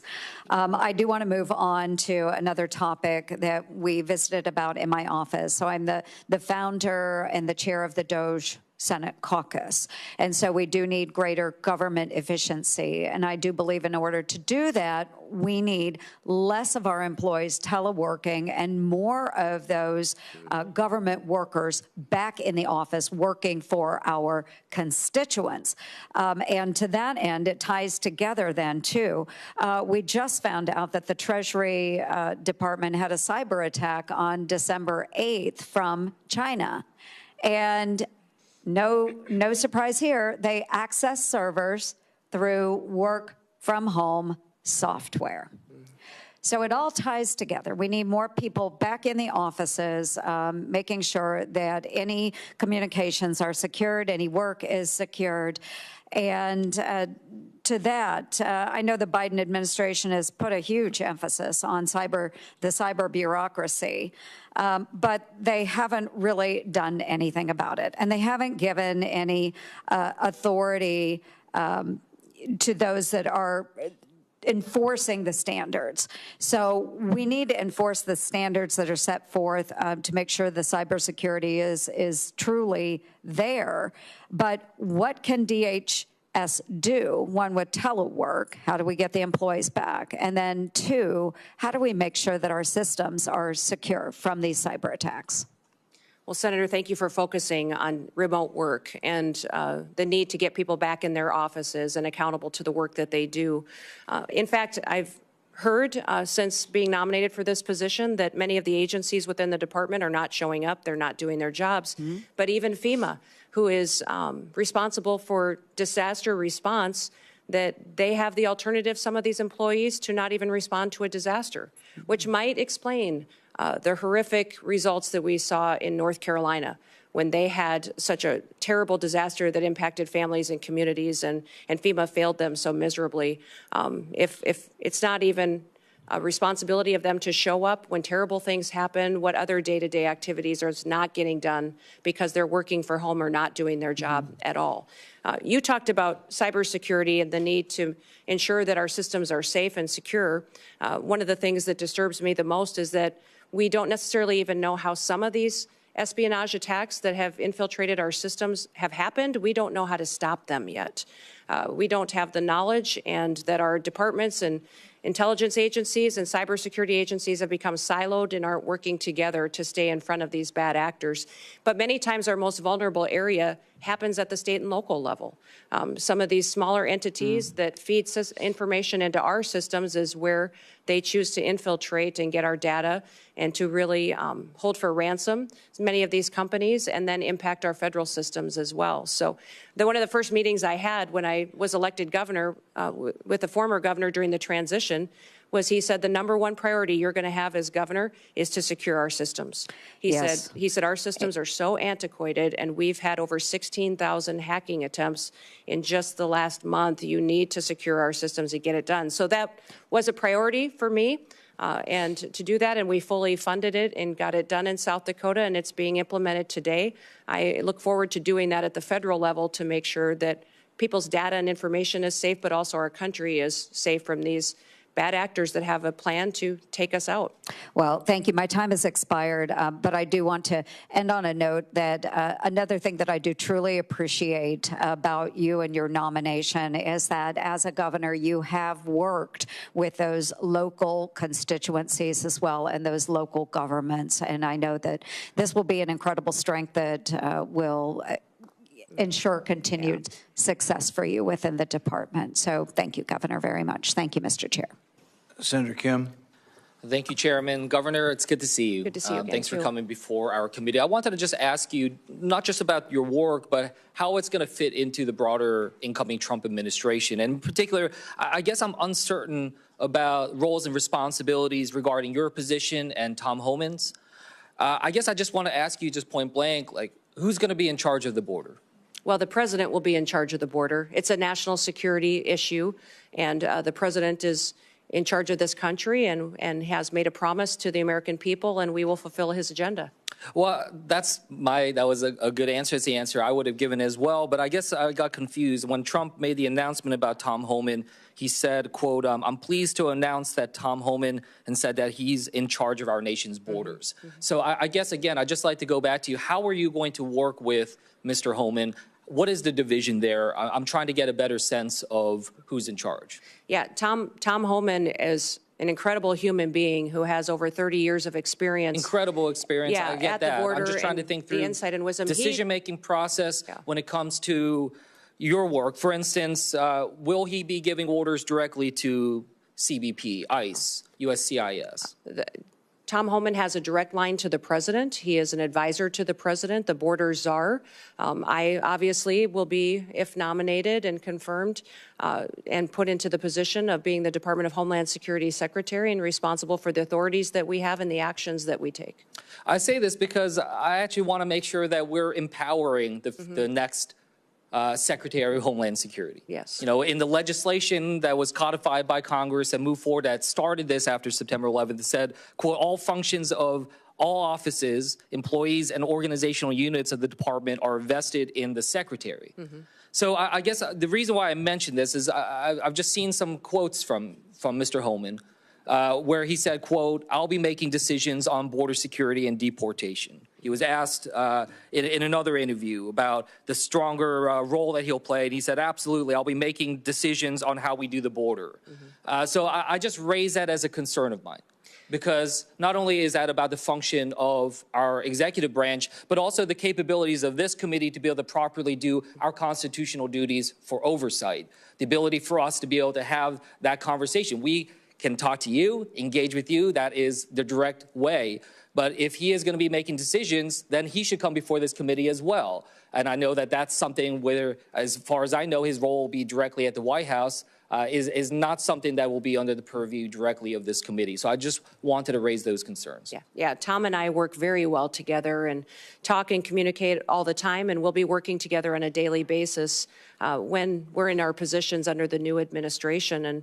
And I would say there's no authorities being planned to be taken away from the department or myself if I'm in the role, and but we'll it sends continue some to mixed oversee signals. CBP. You can understand how people in my home state, maybe around the country, when they hear Mr. Homan saying, I'm making the decisions, when they hear President-elect Trump say he's in charge of our border. So, I urge, that we're going to try to do our best to try to make sure we're empowering the department, empowering the next secretary, because that's where, our laws are invested in our decision making. Yeah. Well, thank you, Senator, and we'll make sure you have all the information that you need. And Tom working directly with the president and I working directly with the president hope to help you get all that you need to reassured that the authorities will stay the same as they currently are, but we will continue to work to secure that border and make sure that we're working together in that way. I want to just switch gears about you raised the concerns about terrorism, especially foreign terrorist groups. I guess I just want to ask you, what are the major foreign terrorist groups that are, well, first of all, what are the major foreign terrorist groups that are out there that we're tracking? Which are the ones that are concerns to us in terms of potentially trying to inspire or coordinate an attack upon us? And if you can just give me a sense of what their current capabilities are to try to enact that. Well, I think we face a lot of threats, Senator, and since I'm not in the role today, I shouldn't get into specifics with you, but I think you can at least get over into years, specifics about what organizations that are out there. So I just wanted to get a sense of your knowledge of the all the organizations. traditional terrorist organizations that have always threatened the United States. Such but I would as? also say, Hamas, ISIS, continuing down that path of those terrorist organizations. But we'll continue to also focus, though, not just on those, but also the cartels, their partnership with the Chinese, and what they are doing. Listen, I've told people for years, for over 30 years, I've worked on national policy, on food policy, on agriculture policy, and I've seen the Chinese agenda to infiltrate our country, control our food supply chain, but also their manipulation of their currency and stealing our IP. And now I believe that this fentanyl crisis that they have flooded our country with is geared, and the purpose of it is to kill our next generation of Americans. No, I don't discount the importance of So when you focus those... on one or two groups, I think it takes your eye off the ball as to where all the threats could come from. We just spent a significant amount of time talking about homegrown terrorism as well. And I'm glad we're having that conversation. But the reason why I mentioned it, I was not trying to quiz you or anything of that nature. It's just that, you know, when the Department of Homeland Security, when their threat assessment for 2025 lists 3 organizations, lists Al-Qaeda, lists ISIS, in particular ISIS Khorasan, and the IRGC and the threat from Iran. I just want to make sure that I get it. You know, you're talking about the importance of the border. We all understand that. We want to work with the incoming administration to try to have an orderly process with that. But I just want to make sure that in particular DHS, the primary mission, you know, if we look at the founding legislation, the primary mission, the very first mission is prevent terrorist attacks within the United States and do everything we can to minimize that type of threat. So, yes, I do think it's important for us to focus in on 1, 2, or 3, or just wherever these terrorist groups are at. Yes, I know that part of that effort to try to minimize terrorist attacks is through the work that we try to do to secure our borders, all of them, air, sea, and land. But the primary mission still is about preventing terrorism, not just the border security. That's a tool to be able to accomplish that. So I just raise that with you. I want to make sure that the next Homeland Security Secretary has a very detailed knowledge and understanding about the terrorist groups, their capabilities, and is tracking that on an absolute daily basis, and that they understand that is their top mission. And with that, I'll yield back to the chairman. Senator Johnson. Governor Noem, welcome, and thank you for your willingness to serve. You'll be taking over a massive federal government agency, 240,000 employees. It's probably too massive. I think had I been there back then, I don't think it would have assembled these 22 different agencies in this massive department, but that's what we've got. It's a department that the previous administration, I think, has completely misused. Instead of using Customs and Border Protection to do that, to protect our border and secure it, they've utilized those resources to incentivize a massive influx of illegal immigration. Instead of using the Cybersecurity Infrastructure Security Agency to do that, they instead engaged in mission creep and utilized it to censor Americans with the Misinformation Board. I am concerned about disaster relief, just federal disaster relief in general, creating greater and greater and increasing levels of moral hazard, resulting in higher costs of these disasters. So let's cover each one of those kind of in order. How do you gain control over a massive agency whose resources and personnel have been misused? I mean, how do you root out those individuals who, instead of securing our border, opened it up and facilitated this? Well, Senator, this has been a big topic of conversation in most of the meetings that I've had with the members of this committee was how do we fix this agency, which the reputation is that it's broken and dysfunctional. I think that was the question I get asked the most is why would you want to head up such a dysfunctional department? And I would say that because the mission of the department is to secure the homeland and our people. It's our biggest vulnerability right now. And we have a president that's not enforcing the law.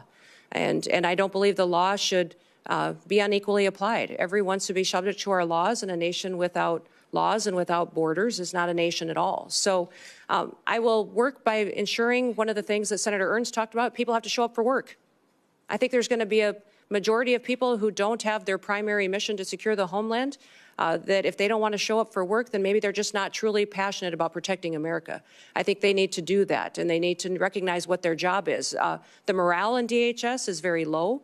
I'm going to let people do their jobs. I'm going to remind them what their jobs are. Some of these Border Patrol agents haven't been able to do their jobs for a very long time. They've been processing paperwork and facilitating an invasion when they should be back securing our border, which is why they were recruited and wanted to serve there to begin with. We're going to build partnerships with local law enforcement, with ICE and task forces. So we're communicating again with local sheriffs and mayors and law enforcement to partner together. When you talk about the fact that this is such a broken agency that needs so much improvement, a lot of it goes back to why we're recreated and are we fulfilling that mission and making sure that these individuals are getting back on task. So under my chairmanship and under the Trump administration, we did rename a part of DHS, the Cybersecurity Information Security Agency. I in no way, shape, or form ever contemplated that the sub-agency within DHS that was really focused on securing us against the cyber threats and other threats to our infrastructure would ever be used to violate the Constitution the way it was used to violate the Constitution under the Biden administration. This administration has been completely opaque. We do not have the information to know and the communication in terms of what all happened here. So my question relates to how they misused CISA. Will you commit to providing the transparency, providing the information, investigate it yourself, but provide this committee, my subcommittee, the information to expose the truth to the American public, but even more importantly, propose a piece of legislation based on our investigation, based on those results, to fix it so that no administration can ever misuse the language of the law to commit that kind of unconstitutional act and violate people's First Amendment rights. Yeah, Senator, I look forward to working with you on that, and I think what we saw during the COVID pandemic, the actions of CISA, their misinformation and disinformation campaign, the materials they were putting out was shocking. Shocking at what they were doing to decide what was truth, what wasn't, and how they were trying to manipulate the American people. We saw it in elections and Russia influence as well. And so ensuring that they can't do that in the future under any administration would be a priority, that they stay doing what they're supposed to do and hardening our systems and working with local officials to do that is a priority, and I'd look forward to working with you on legislation should you wish to rein them in. So the first step in that process is to expose the truth, to find out who these bad actors were, expose who they were, hold them accountable. I mean, that is crucial that we take that first step. So again, look forward to working with you on that. You know, the tragedy of the California fires, the more we learn, the more we understand that not only was it predictable, it was predicted, which means it was preventable. Again, you're not going to be, you can't prevent the initiation of those fires, but you certainly can prevent them from raging into the tragedy that they became, the dozens of people who've lost their lives, the hundreds of billions of dollars worth of property damage. It's not just California, though. I mean, again, that was grotesque mismanagement. That could have been prevented. You can't prevent a hurricane. You can't prevent floods. But you certainly can try and start reducing the moral hazard that we've allowed to explode, quite honestly, by the federal government rushing in immediately, no questions asked, just tell us how big a check you want. What can you do in your new role to try and start reducing over time the moral hazard that we have created in this country with federal disaster relief? Well, Senator, emergencies and disasters are always locally led. They're led by the local communities and leaders, and that's because they're much more responsive and much better informed on how to bring relief and to get those emergency services there to meet the need. Then it's state supported and federally resourced. which means that when we come in, that we're supporting what the mission is, what those emergency operations and plans are that the local city and county and then also the state has implemented and do what we can to fulfill the mission of our programs. One of the things that FEMA's not doing today that I think we should be doing is streamlining communications.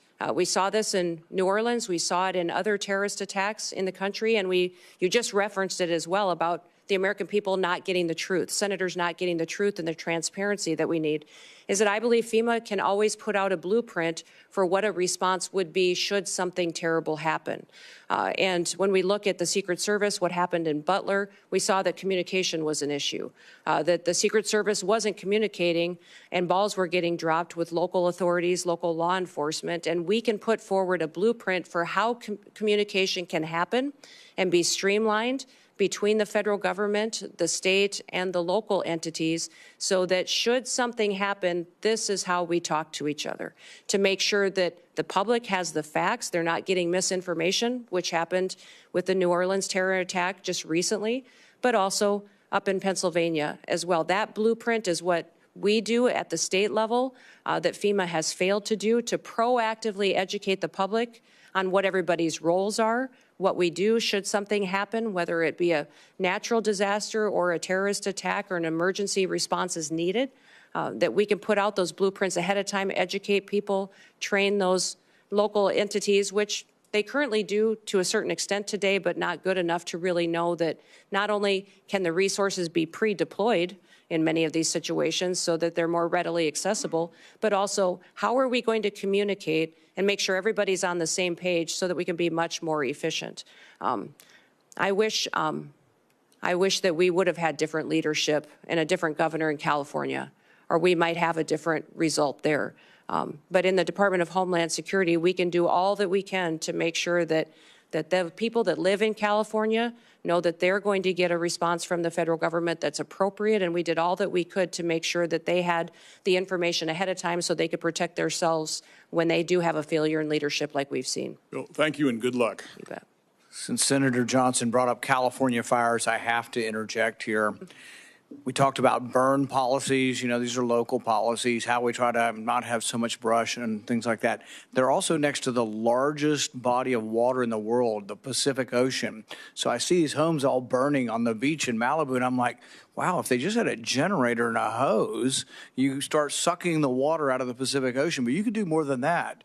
You could pump it and put it in cisterns up in the hills a mile or two in. You know, it doesn't rain very much there, but why don't they take the ocean water, put it in cisterns, and have a bunch of water ready when a wildfire shows up? But it's like, once again, bad local government. Senator Gallego. Thank you, Chairman. Thank you, Governor, for your attendance, and I appreciate us meeting last week and our frank conversation. So in partly following up to our conversation, in recent years, I've been in very close contact with our Arizona border communities, which are unlike other border communities, and about the funding needs to address migrant influxes through the Shelter and Services Program, or SSP. Without this funding, border communities must bear all the financial burden for national immigration challenges and the broken border in general. So that means police, fire, hospital systems, in general, anything of that. And at the same time, they will also face the potential challenges of street releases. And again, these are very small towns on the border, so having thousands of people being released becomes both burdensome, security issues, and just not fair to them. And we get lumped in with places like New York and Chicago about how they do their shelter programs. Our shelter programs are not the same as New York and Chicago. We do not permanently put people in apartments or anything of that nature. We are trying to move people away from the border so that way they don't become a burden on these very, very small communities. So I'm very highly concerned, as I told you in our meeting, when the SSP program becomes politicized and to the point where we get lumped in with those programs which I don't think are effective and are actually counterproductive, and it ends up depriving our small Arizona borders of these very, very vital funds that they need. So as DHS Secretary, how would you ensure that border communities are not left to respond to and pay for these immigration influxes, the broken border system on their own? And when you commit to helping really not politicize or destroying the SSP program to the point where places that are doing things correctly like Yuma, Arizona, like Pima County, like Cochise County, aren't lumped in with the people that are doing things incorrectly, like New York State and Chicago. Well, Senator, thank you for the conversation in your office about the program, FEMA, the southern border and the challenges, and then also the difference between your state and how you utilize funds versus other states. I would say that my hope is that if given the opportunity to serve as secretary, that the federal government would no longer, and I believe as President Trump has promised the American people, facilitate an illegal alien invasion, and that your communities in Arizona would no longer have the issue with having people in your small towns and communities that you need to figure out how to take care of and get them to where they want to go in other places of the country. The president has promised he will secure the border, that we will uphold our nation's laws, and that he will do that to the benefit and be putting America first again. So I know we talked extensively about the SSP program and how you've utilized it, but getting these programs back to what they were intended is important. FEMA is a disaster response agency, and some of the facilities that have been utilizing these types of funds and dollars need to be reevaluated and to make sure that it's truly doing the service that is upholding our nation's laws. And certainly I understand reevaluating, especially how some of these states have been using it. And in an ideal world, we don't have to have a program like that because we don't have this mass of humanity that's coming towards our borders. But even under the first Trump administration, we actually still needed it also. So this is why my concern is to not get rid of this program because, again, these small communities, I'm talking communities of maybe 10,000 people, maybe only 6 or 7 cops are going to end up really bearing the brunt.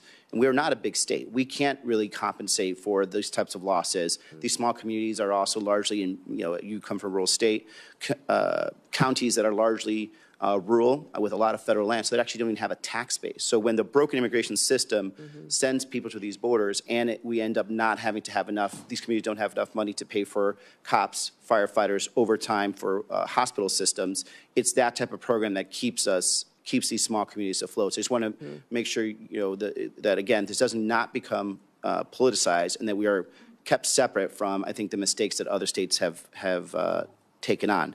Moving on, in Arizona, we have large parts of the border that run through tribal lands. We have 22 federally recognized tribes. We have great relationships with these tribes. They want to be collaborative partners when it comes to border security. And then we have some great programs that have worked in the past. For example, the Shadow Wolves program with the Tohono O'odham Nation. It's a really good example, collaborative program of tribal law enforcement that worked with DHS to make sure they stop human smuggling and cartels going through the borders. But as DHS Secretary, what is your plan to consult with our border tribes and work together to balance both national security but also their sovereignty? Yeah.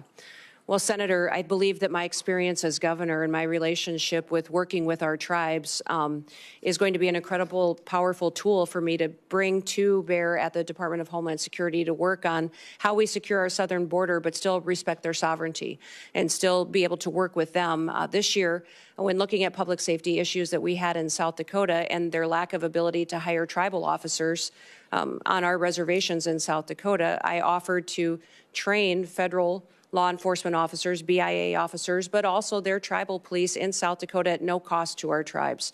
And it's been an incredible, powerful tool that we've had to build relationships. Those tribal police had the chance to go through academy with the local maybe deputies from the counties and the state highway patrol troopers that were coming on board. And those relationships have built partnerships in our state that we didn't have before. The Shadow Wolf training opportunity is incredible that was down in Arizona that you spoke of too. And in looking into that program, I'd like to continue to build on that and perpetuate in the future so that our tribes have an opportunity to have a secure border, but also have it reflect their values and their culture and have their own people be a part of the solution. And then even when it comes to the infrastructure of the wall, that we're respecting that in their landscapes and their land as well. So I look forward to working with you as we move into this next administration to be able to protect our country and then work and respect our tribes as we do so. Thank you. And the President Trump and some of his other potential staff and advisors have been very vocal about implementing a mass deportation strategy.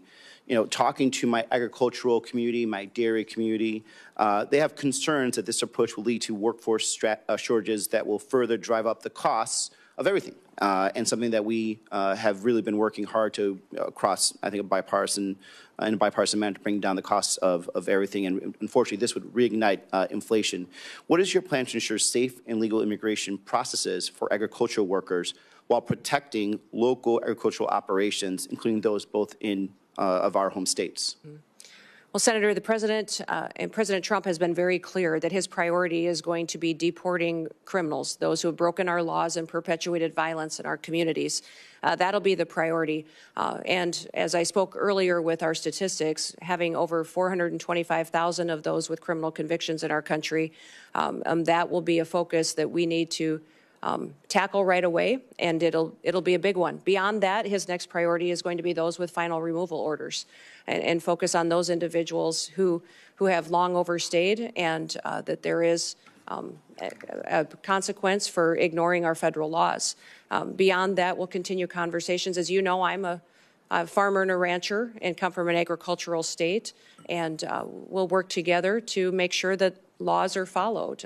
You know, it is the Senate and the House that puts forward the laws. I, as Secretary, uphold the law. So you determine what that is, and debate and discussion. I'll be transparent and share as much information and insight as I have with my background and experience, and continue to work with you.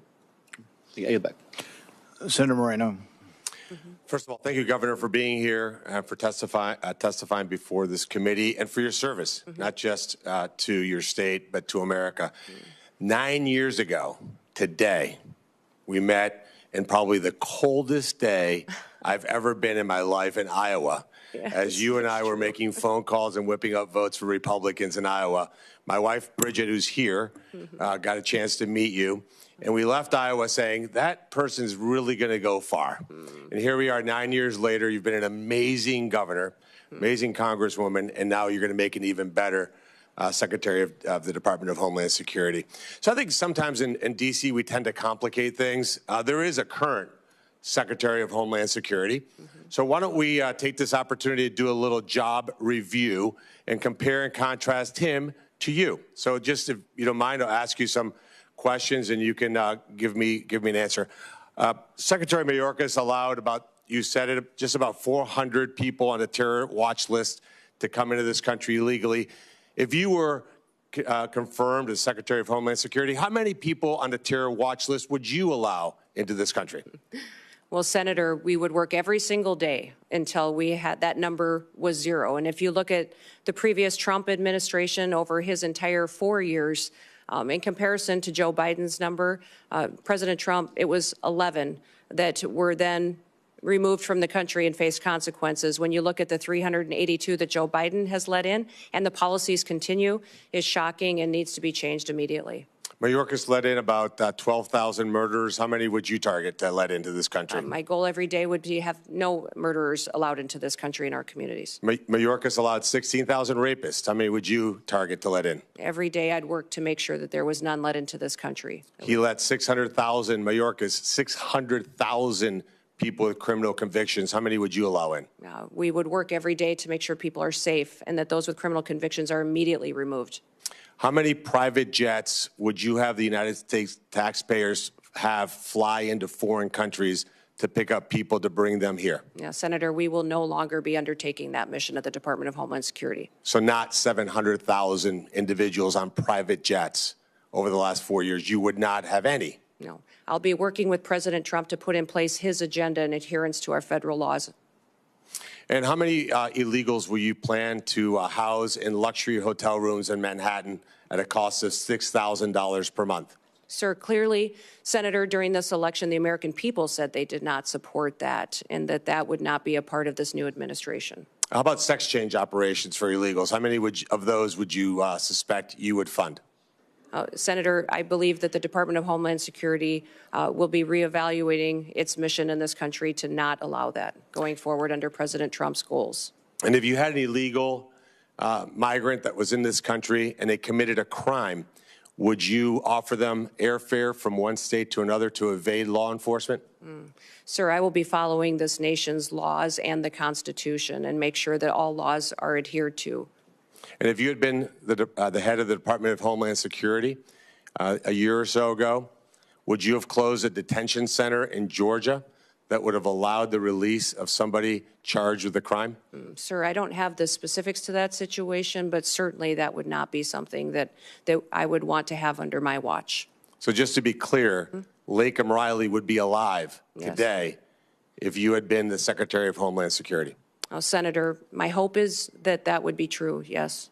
Let's switch to another part of the disgraceful immigration laws that Biden and Mayorkas, who objectively, by the way, objectively has been the worst cabinet member ever in the history of the United States of America. Let's talk about temporary protective status. Temporary being the operative word. Mayorkas and Biden just extended temporary protective status again through 2027. Will you continue to corrupt TPS to allow some sort of open borders agenda? And will you use hot weather of 80 degrees and sunny beaches in El Salvador as a reason why people have to stay in America and not safely return? Yeah, Senator, this program has been abused and manipulated by the Biden administration, and that will no longer be allowed to allow that and these extensions going forward the way that they are. The program was intended to be temporary, and this extension of over 600,000 Venezuelans as well is alarming when you look at what we've seen in different states, including Colorado, with gangs doing damage and harming the individuals and the people that live there. And in terms of our border, like the physical border, I've been there many times, you've been there many times. Who should be in charge? Who should have operational control of our border? The United States government or the Mexican drug cartels? Oh, Senator, the United States needs to control our borders and secure them. So if this were a job interview in the private sector, and you had somebody like Alejandro Mayorkas in charge, and we had the opportunity to upgrade to you, this would be the greatest upgrade in history of the United States of America. But I'm going to end my time with a startling statistic and actually a challenge to the Democrat Party. When Mayorkas was confirmed, every single Democrat voted to confirm him, and 6 Republicans joined all 50 Democrats in that confirmation. If we get to the vote, and hopefully, Chairman, we could do that Monday, because we cannot wait one single day without you being in charge of that department. We should have 100%, 100 senators vote for your confirmation. This will be the litmus test, in my mind, as to whether we have a Democrat Party that's actually serious about doing bipartisan things like securing this country and protecting our citizens. Any Democrat that voted for Mayorkas that does not vote for you should be in front of their voters and removed from office. Thank you for serving, Brian. Thank you for being here, for putting up with the nonsense that you guys have had to put up with over the years. You are going to make an amazing Secretary of Homeland Security. Thank you for being here. Thank you, Senator. Senator Slotkin. Thanks for being here, and thanks for our time in my office. Governor, I'm a former CIA officer, joined right after 9/11, and served 3 tours in Iraq alongside the military. I'm actually the first CIA officer in the Senate. To me, the most important thing, again, as a Democrat from a state that Trump won, right, on the same ballot, we both won. I understand we're going to have different policy opinions. I certainly understand that the president or incoming president has the right to nominate whoever he wants. Those are not the issues for me that I'm going to spend my time on. The ones that I care about the most relate to the mission of the organization when it was founded, protecting the homeland.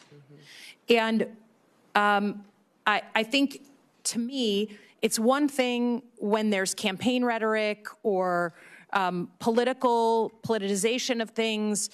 Everyone does that on both sides of the aisle in this committee and in our line of work.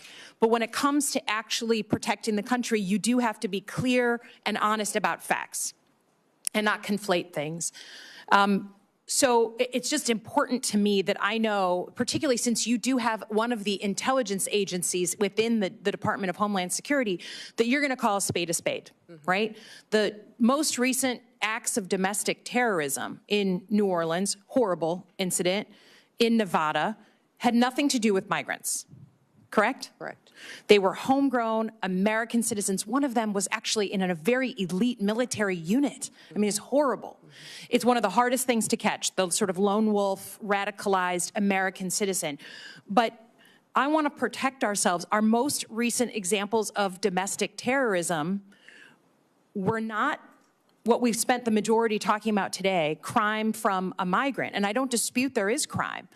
But I just want to know, and I want to hear from you as an intelligence officer, that you're going to speak about real threats and not blow something up, politicize something, make something more exciting, because that's maybe what the president wants to hear. But your mission to protect and defend the Constitution means calling honestly what the threats are to the country. Can you just give me a yes or no, please? Yes, Senator, I will be as transparent and factual every day with you and the American people as possible based on the information that I have. I don't know if the investigations are closed in New Orleans and in Nevada, but what we know so far and needs to be relayed to the American people needs to be the truth and facts. Yeah, I'd ask that. We've talked a lot about border security. As a CIA officer, I think one of the only people on this committee who's actually worked on protecting the homeland. I'm a Middle East terrorism and militia expert by training, so I believe deeply in it. And every country of the world gets to decide who comes inside its borders. That's not a radical concept. But I think I've been open with this committee that it is also on us to fix the deeply broken legal immigration system. I'm glad to hear that you're going to carry out the laws on the immigration system. Democrats and Republicans are to blame that we haven't fixed this system. But I also believe you can't fully control the border unless you give people that we need for our companies, for our economy, a legal vetted way to come here. So do you believe in legal vetted immigration and that we need more of it in the United States? I do believe we need to follow our legal immigration laws and that it needs to be vetted. We need more resources, I believe, in some of the elements of this to ensure Do you believe that our economy depends and needs some level, just like your family came from Norway and on economic, drive and wanted a better life? Immigration's always been a part of our history and will be a part of our future. We just need to make sure that we're adhering to our nation's laws, which this body has the ability to I'm with you. Continue to change and to put in place. Again, going back to the fact that you will pledge an oath to the Constitution, not to President Trump, just like every other nominee.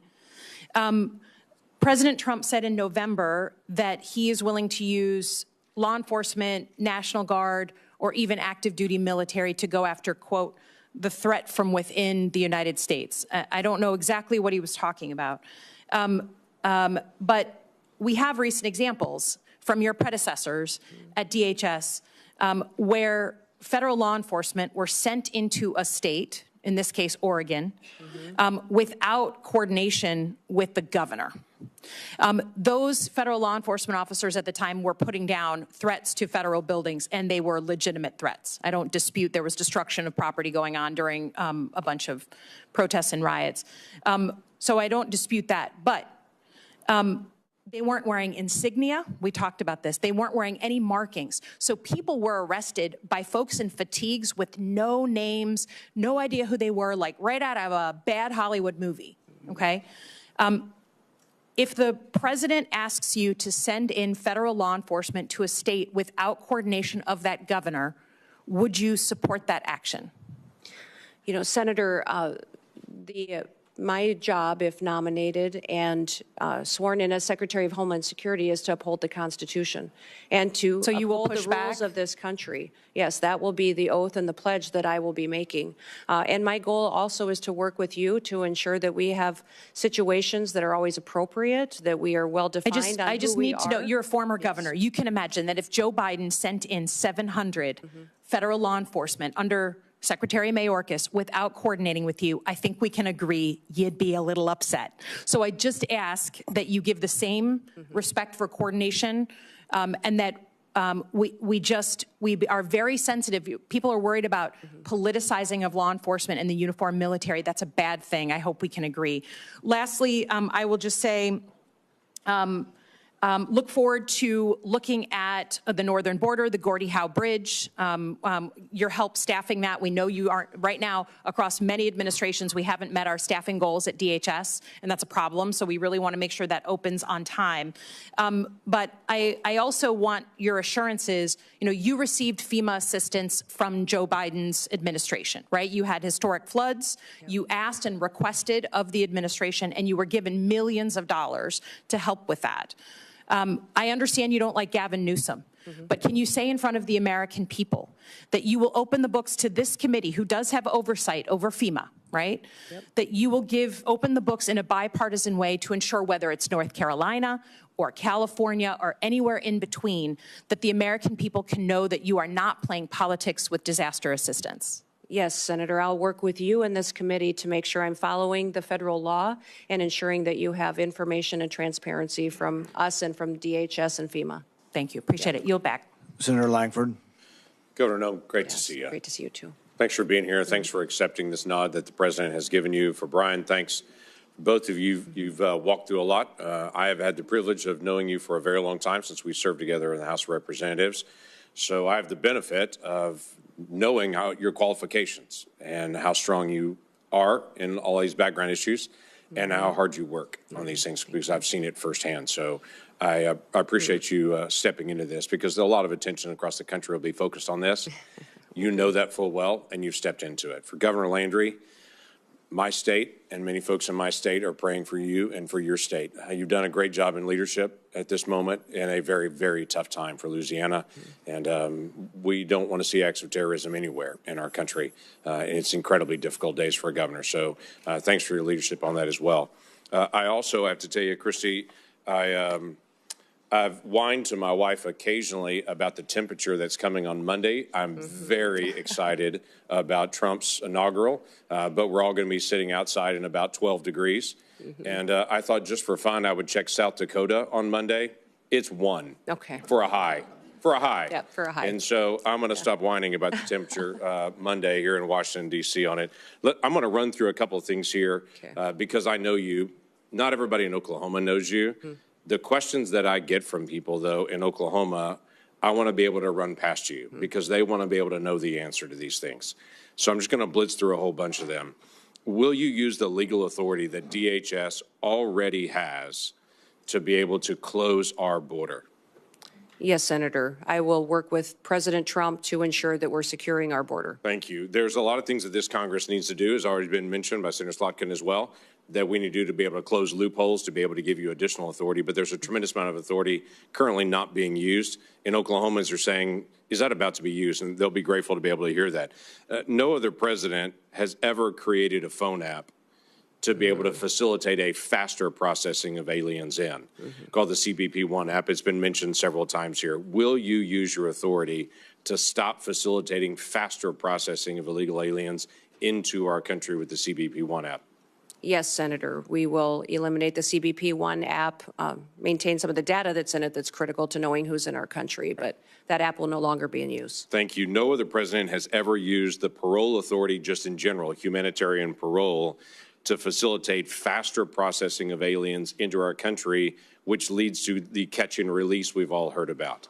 So the Oklahomans that I talk to say, are we about to end the abuse of parole and end catch and release? Is that about to stop? Senator, President Trump's been very clear that he will end catch and release. Terrific. Folks want to know, will you use your authority with the funds that are given to you by Congress to actually build more wall rather than use the funding that's given to you, as the Biden administration did, to do environmental remediation around the border rather than actual border wall and border structure? Yeah. Senator, President Trump has been clear that he wants to build the wall. So do we. So will you use your authority to be able to scan more vehicles? And obviously, we've got to get you the funding to be able to do this, to be able to scan more vehicles and individuals that are carrying fentanyl into our country through our ports of entry. Yes, Senator. We will continue to use technologies, but hopefully be able to use more with the resources that we're granted to scan those vehicles and know what's coming in and out of this country. Last year, FEMA employees during disaster relief were instructed by one of their supervisors that if they see a Trump sign or a Trump flag flying, to skip that house, to not stop by there and tell them what their federal government can do for them. Yeah. Will you allow FEMA employees or any within DHS to politicize their role and to pick and choose who gets help and who doesn't as an American? Senator, under President Trump's administration, disaster and emergency relief will not be handed out with political bias. Every American will be responded to and treated equally. That's what folks want to know. Will you review the Secret Service responsibilities to be able to go back through it and to say, are they focused on their primary mission, or is there something that could distract? Secret Service still chases down financial crimes. They're still chasing down child exploitation. Those are serious things for Treasury or for FBI to do, but there's a question is if that's the first priority for Secret Service. Senator, the Secret Service is in need of dramatic reforms. They do have a protective detail element that is their priority, and also an investigation side. My understanding is that that investigation side is often used to train the protective detailed officers, but clearly they are not focusing on what their true duty is, and it needs to get back onto what they were created for, and that was the protective detail mission and emergency situations that they need to help plan and prepare for and defend. Thank you. This committee made a request to the Secretary of Homeland Security last year, and by the way, also the head of the FBI, to be able to come before this committee and to do what every Secretary of Homeland Security has done for the last 20 years, every single year, unbroken, until last year. And then the Secretary refused to come before this committee in an open session and talk about national threats. Now, the former chairman protested strongly to the Biden administration and DHS. They weren't coming, but they still refused to be able to come. Will you come before this committee and talk about the threats openly so the American people can hear them in a public forum? Yes, Senator. Senator Peters and I discussed this quite a bit in our meeting as well, and I have committed to come and give that briefing to this committee and to the American people. Thank you. We need that. Let me tell you another challenge we've had with Homeland Security in the past 4 years. When we ask for data and for information, we get, I'll get back to you on that. When we ask again and again and again and again, we get the same statement. I'll get back to you on that. Now, I can go down the street to the command center where they actually get the data in live and they have it up on big screens and they're tracking exactly what's happening on the southern border to the minute. But if I ask for what happened last month, they'll say, we're still gathering that data. We're not asking for anything other than what Congress is supposed to get. That's the ability to be able to see data and to have real oversight over DHS. And that has been a failure of this DHS, along with multiple other issues on that. When we request the data for basic things like how many special interest aliens were allowed across the border, if it was last year, we had to find out on our own, it was 70,000 people that were targeted by this administration as a potential national security risk, that were not just found at the border, that were released when they were found at the border. 70,000 people just from last year in the country right now that this administration declared at the border they're a potential national security risk. Now, I know you're not going to do that, but when we ask for the data and for the information, when we say, how's the National Vetting Center working? Do you have the connection between it to be able to screen individuals there? We're just doing our oversight responsibility. You've served in Congress before and did a great job on that and did oversight. We want to still be able to do the same thing. Will you provide data to this committee so that we can cooperate with you to help? Senator, I will follow the law and be transparent with you and allow you to do the due diligence towards oversight that you are tasked with. I have absolutely no doubt about that, Governor. I have absolutely no doubt. Looking forward to you serving in that role. Thank you. Thank you. Well, congratulations, Governor Noem. You are almost done. Okay. We've been through a lot of questions. I think you've handled the questions very well. And there's going to be, I'm going to ask a couple of questions, and I think the ranking member has a few, and I think we'll be done very shortly. I think a lot of Americans, including some conservatives, misunderstand the First Amendment. They think the First Amendment says that Facebook has to publish my opinion, or the Wall Street Journal has to publish my opinion, or we need to force them to be fair. That's not what the First Amendment's about at all. The First Amendment really doesn't apply to telling private companies what we can or cannot say. YouTube censored me, and I despise their policy. They actually took down speeches I made on the floor. But really, I don't have a legal recourse other than I can complain about YouTube being unfair and not hosting, both sides of an issue. However, with the government, though, there is a rule. The First Amendment specifically says Congress shall pass no law banning or abridging speech. And this is what really got us worried about, what not only the FBI was doing, but the Department of Homeland Security, actually meeting with these companies on a weekly basis. And imagine the chilling effect of this. Imagine that there are cameras here, that they're going to end their filming of this interview and then decide, well, what she said or what he said really was misinformation and we should edit that out. Can you imagine? It's just hard for me to imagine that the media has not, which once defended the First Amendment, hasn't been in more of an uproar over the government meeting with the media to decide things. Some of this we didn't know, and then Elon Musk bought Twitter. People asked him, they said, "You've paid $44 billion for Twitter. Isn't that too much?" And he said, "I paid $44 billion to defend free speech."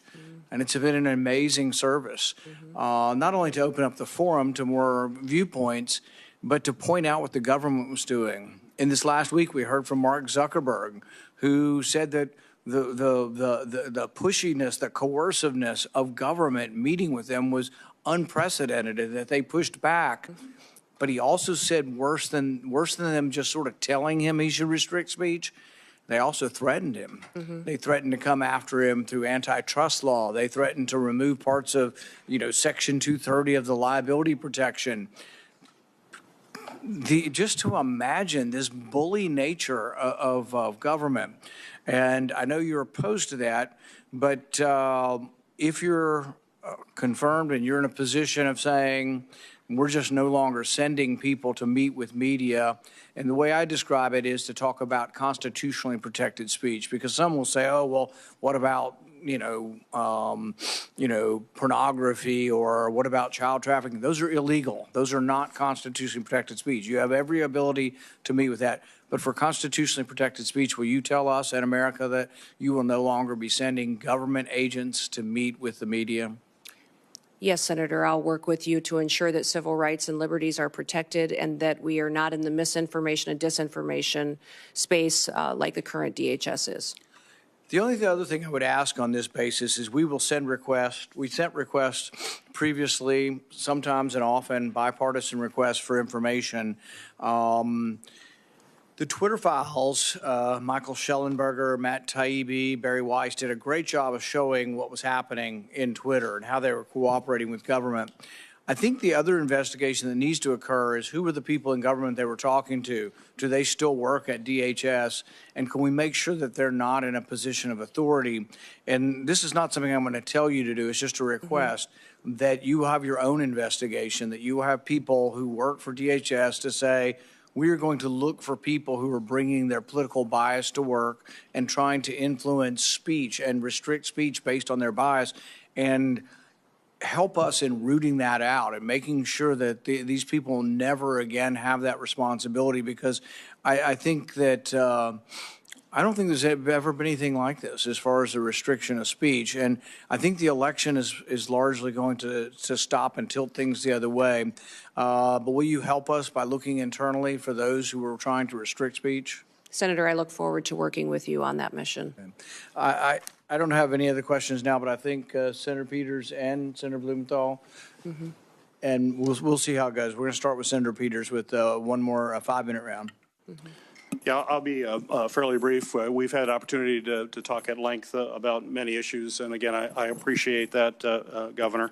I just want to stress going forward, and we've heard a lot of comments here. I think there's been a fair amount of political theater, not as much as I know exists in other committees, and I've always strived, and I know Ranking Member, or now Chairman Paul, share the notion that we want to be a fact-based committee and try to find tangible solutions to the tough problems that we face, and data is important. We've heard a lot of numbers being thrown around here, and I don't have time to go through and challenge those numbers. Some of them we don't even know where they came from. I don't think that's helpful to the very important mission, if confirmed, that you're going to be dealing with. So I hope in the future that we're actually dealing with facts. You've mentioned many times that you do want to deal with facts and real data. And again, we heard a lot here that's not real data, and we should not operate that way. And if confirmed, when we move forward, I'm going to look forward to working with you based on the facts and understand where the real threats are, how we need to appropriate resources to make sure we're meeting those threats. And let's take this hyper-partisanship out of such an important issue of Homeland Security. We have way too much partisanship in this country, and it's resulted in a polarization of people here. We've got to come together as this country. We've got to lock arms and understand that we're all proud Americans. We all want to do what's best for the American people and solve the issues that are before us. So in that spirit, and certainly you've communicated that spirit to me, but in that spirit, I hope, if confirmed, that is exactly what you will be bringing to this office. And let's move away from of this toxic political environment that we have in the country and celebrate what's great about our country and the spirit of bringing the American people together. So I have one question before we turn it over to other members. As a member of this committee, as well as the Armed Services Committee, I've focused a great deal on the safe integration of drones in our airspace while addressing the growing threats that drones possess. We certainly see what drones are doing in changing the face of warfare, whether it's in Ukraine and other battlefields around the world.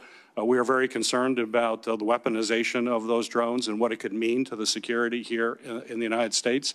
I've proposed comprehensive legislation to extend authorities beyond just the FBI and DOJ and Homeland Security to local law enforcement. You mentioned in your comments about security for the Super Bowl, which is incredibly important. We have to remember that that threat exists for all games. In fact, one of the biggest supporters of my legislation is the NFL. In fact, we just had a recent playoff game that was delayed because of drones that flew into that playoff game. We are very concerned that you could have a drone with a grenade or an explosive device, which would be absolutely catastrophic. It's absolutely essential that we address this threat. What we're seeing around the world and what we're seeing in daily activities should be a concern. I think this is just a matter of time. It's not if, it's when. And we need to be on the front end of that.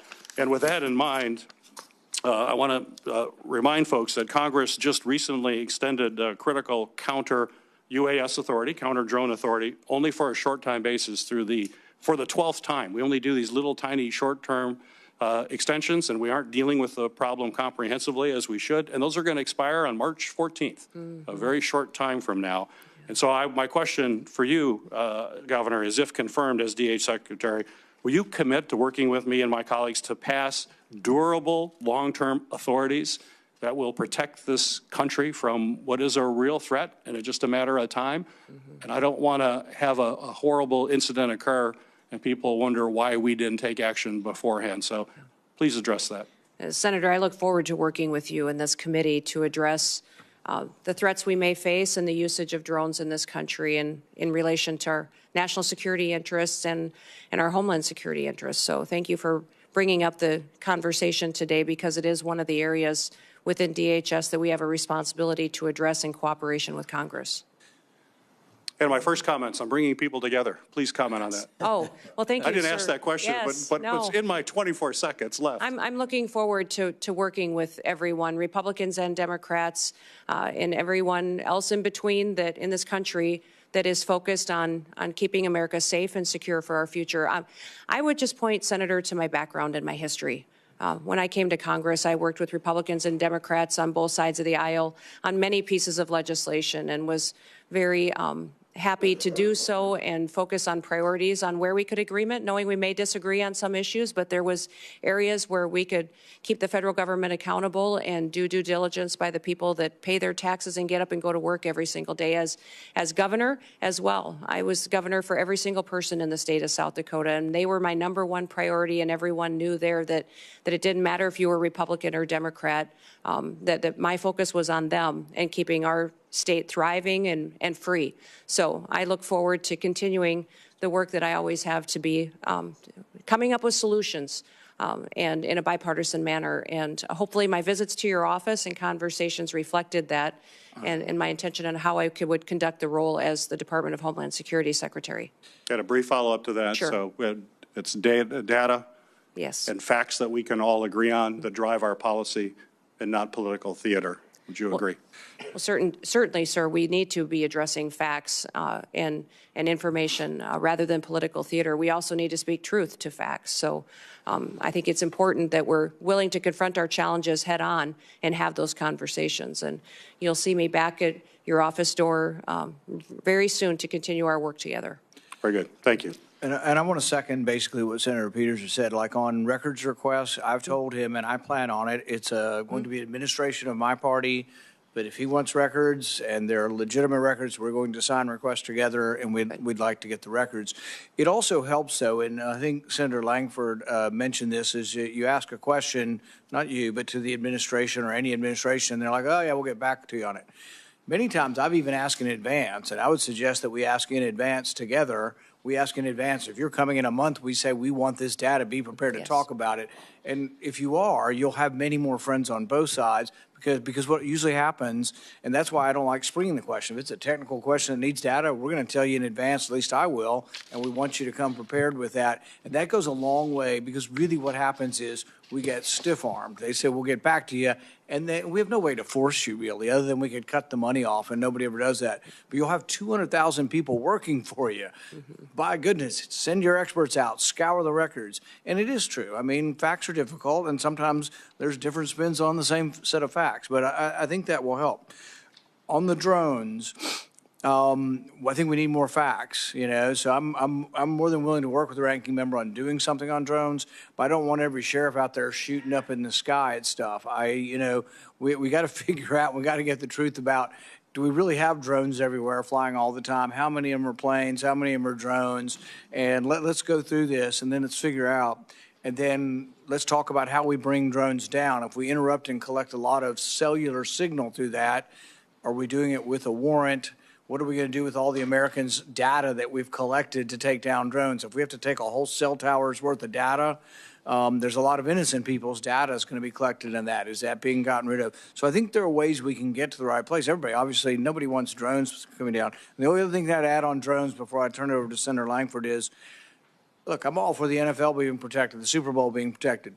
They need to pay. They are a very rich organization. They want drones flying over in New Orleans. I'm all for it. The NFL ought to pay the government if the government's doing it, or we ought to have private contractors doing it, but they shouldn't just get it for free. Senator Langford. Thank you. Thanks again. As Senator Paul will remember on this, there used to be a public-facing website that all Americans could actually get the data, what's happening on the border, what's actually moving, and then when the numbers got bad, that seemed to disappear, and then we couldn't even get the data anymore. So I look forward to actually finding ways to be able to have everybody has the ability to be able to see some of this data as well on it. There's a reason that the DHS secretary is the very first week of nominations. This is a really important role, and it is a nonpartisan role. It is a national security role, and we're grateful that you stepped into this. But it is important that we actually get you on the task to be able to make sure that's out there. You mentioned earlier in your testimony that we do have a morale problem at DHS right now. And I think a lot of that is because people that signed up to be federal law enforcement to be able to protect the United States of America have felt like they've been sidelined. And they've not been able to do their job that they really signed up for. And what I'm hearing from you is you're going to allow them to do their job again. What has been historically true for a long time, that federal law enforcement is there to actually help protect the country and the citizens in those communities, that you're going to allow them to do that, and that's helpful. So I have two quick things that I want to be able to mention on this. One is right now, just in the structure of this, and we can talk about this at a different time, but CBP facilities that are along the border are really run by a different entity called GSA. And they're not allowed to be able to do updates on their facilities or to design their facilities. Somebody who lives 3,000 miles away and who doesn't actually do Border Patrol work, they actually design and oversee their facilities. That's a problem that we've got to be able to fix. So we've worked to be able to give more flexibility to CBP, that when they have difficulty and challenges there, they have the ability to be able to make those changes.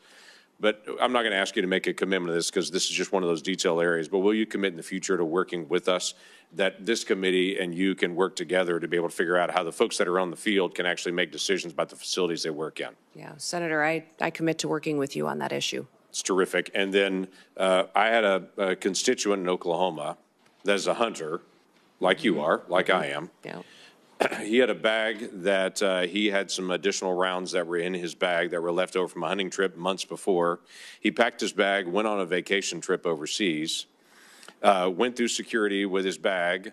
When he got overseas and then left and came back, they scanned his bag and said, "You have bullets, you have rounds in your bag." And he had, I think, 5 that were in his bag that he didn't even remember were left over in an outside pocket from a hunting trip before. Well, they promptly put him in jail and held him there and detained him there. Now, we worked through all the process to be able to get him back. My question is, that same bag went through TSA security in my state before it went through security overseas. And so one of the questions that I've asked is, why were those rounds picked up there and not here? Now, we don't have the full answer to that yet, but that's just one of those TSA questions that we need to have. Americans right now are on planes all over the country, and they count on a certain level of security when they go through that process. So in the days ahead, will you work with me to be able to identify what are the challenges that we still face with the screening process and to be able to correct those for the security of all Americans? Yes, Senator, I will work with you on that. I was you very surprised TSA didn't come up more today, but that is an area in need of reform as well, and I look forward to working with you there. Look forward to that. Thank you. I yield back. Government needs a healthy dose of common sense, bullets in your bag. I had a guy with bullets in the back of his pickup truck coming back from Mexico. We arrested him and took his truck, and only because the Institute of Justice fought for him for 3 years did he get his truck back. I mean, that's crazy, the things we do. Let's have some common sense, and hopefully someone overseeing it will allow that. Senator Blumenthal, you're going to finish this up. Thank you, Chairman Paul. I'm the last of your questioners, so that means I get unlimited amounts of time. Okay. Not really. Not even close. I want to sort of continue the emphasis on bipartisanship and most especially on immigration reform. What this nation needs is comprehensive immigration reform. We know about the need for more H-1B visas and other kinds of extensions of the visa program that enable the United States to have more workers that are desperately needed in certain areas of our country. We know that there has to be better border security generally. We know we need to provide some kind of path to earn citizenship for a lot of the undocumented people in this country. And we know it's possible because we did it in 2013. The United States Senate, as you will recall, passed a comprehensive immigration reform measure. Overwhelmingly, it was bipartisan. I was proud to be a part of it going through the Judiciary Committee, but obviously it will involve Homeland Security. And I hope that we can continue, as Senator Langford was a part of the effort in the last session, to expand on those efforts and move forward on a bipartisan basis toward bipartisan, comprehensive immigration reform. I want to talk to you a little bit about domestic terrorism, which we discussed during my previous round, and I know you've discussed it afterward, including not just migrant crime and radicalization by ISIS, which are real and present problems. I also want to ask you about domestic terrorism events unrelated to groups outside our borders. We've seen a rise in anti-Semitism in this country. It has spiked beyond any prediction. And I want to know of your concern with anti-Semitist, racist events, Charlottesville, Buffalo, Pittsburgh. There's a shorthand for these violent terrorist acts against people in the United States. Yes, Senator, I'm very concerned about what we've seen in this country as far as anti-Semitic violence that has happened. In fact, last year during our legislative session, I brought legislation to more clearly define it so that we could fight it in our home state. And I'm hopeful I can work with you to continue to do what we can to make sure that we are addressing this rising threat and not facilitating it in this country. And I just want to make sure that when you say we're protecting Americans against terrorism, that we're protecting all Americans, including people in mosques in churches, in synagogues, people, regardless of their worship, their race, their background. We need to protect all Americans from anti-Semitism, racism, Islamophobia. I hope you'll commit to that effort. Yes, correct. Thank you, Senator, and I look forward to working with you to do that. In my closing minute and a half, I just want to call your attention to an effort that I've led to help reunite children with their parents, children who were separated as a result of the so-called family separation policy in the last administration.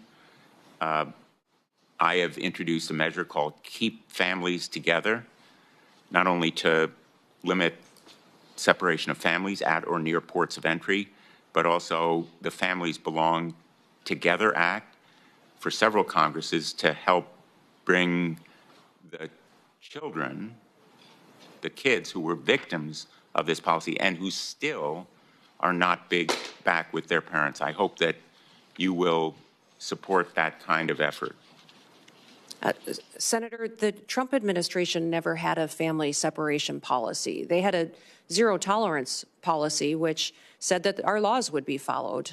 What I'm alarmed by is the over 300,000 children that went missing during the Biden administration. And when we talk about children and what they're potentially facing as far as victimization in this country and the trafficking that's going on, this administration's lack of desire to find out where those children are or what they may be going through is alarming to me. So I want to stop that. Because my time is expiring, I'm just going to interrupt again with apologies to say, let's put aside. Well, I can't put aside 340,000 children. Labels. Let's put aside what happened in the past.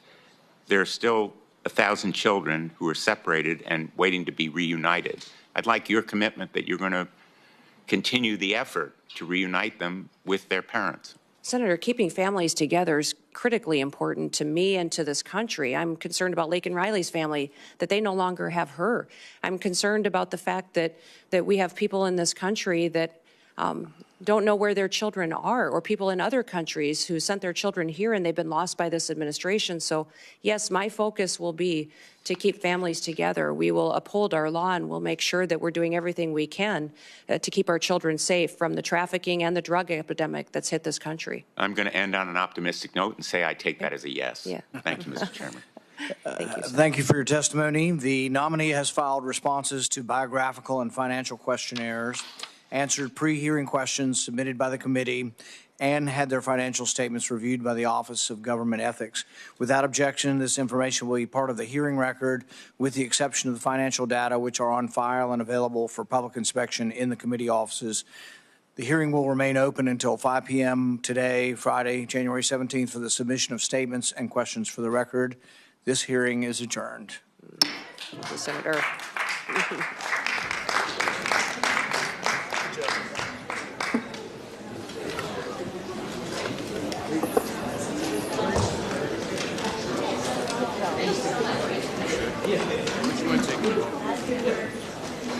Congratulations. That was great.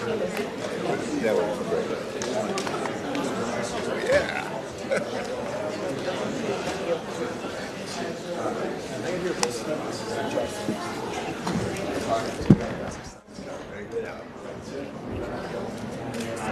you.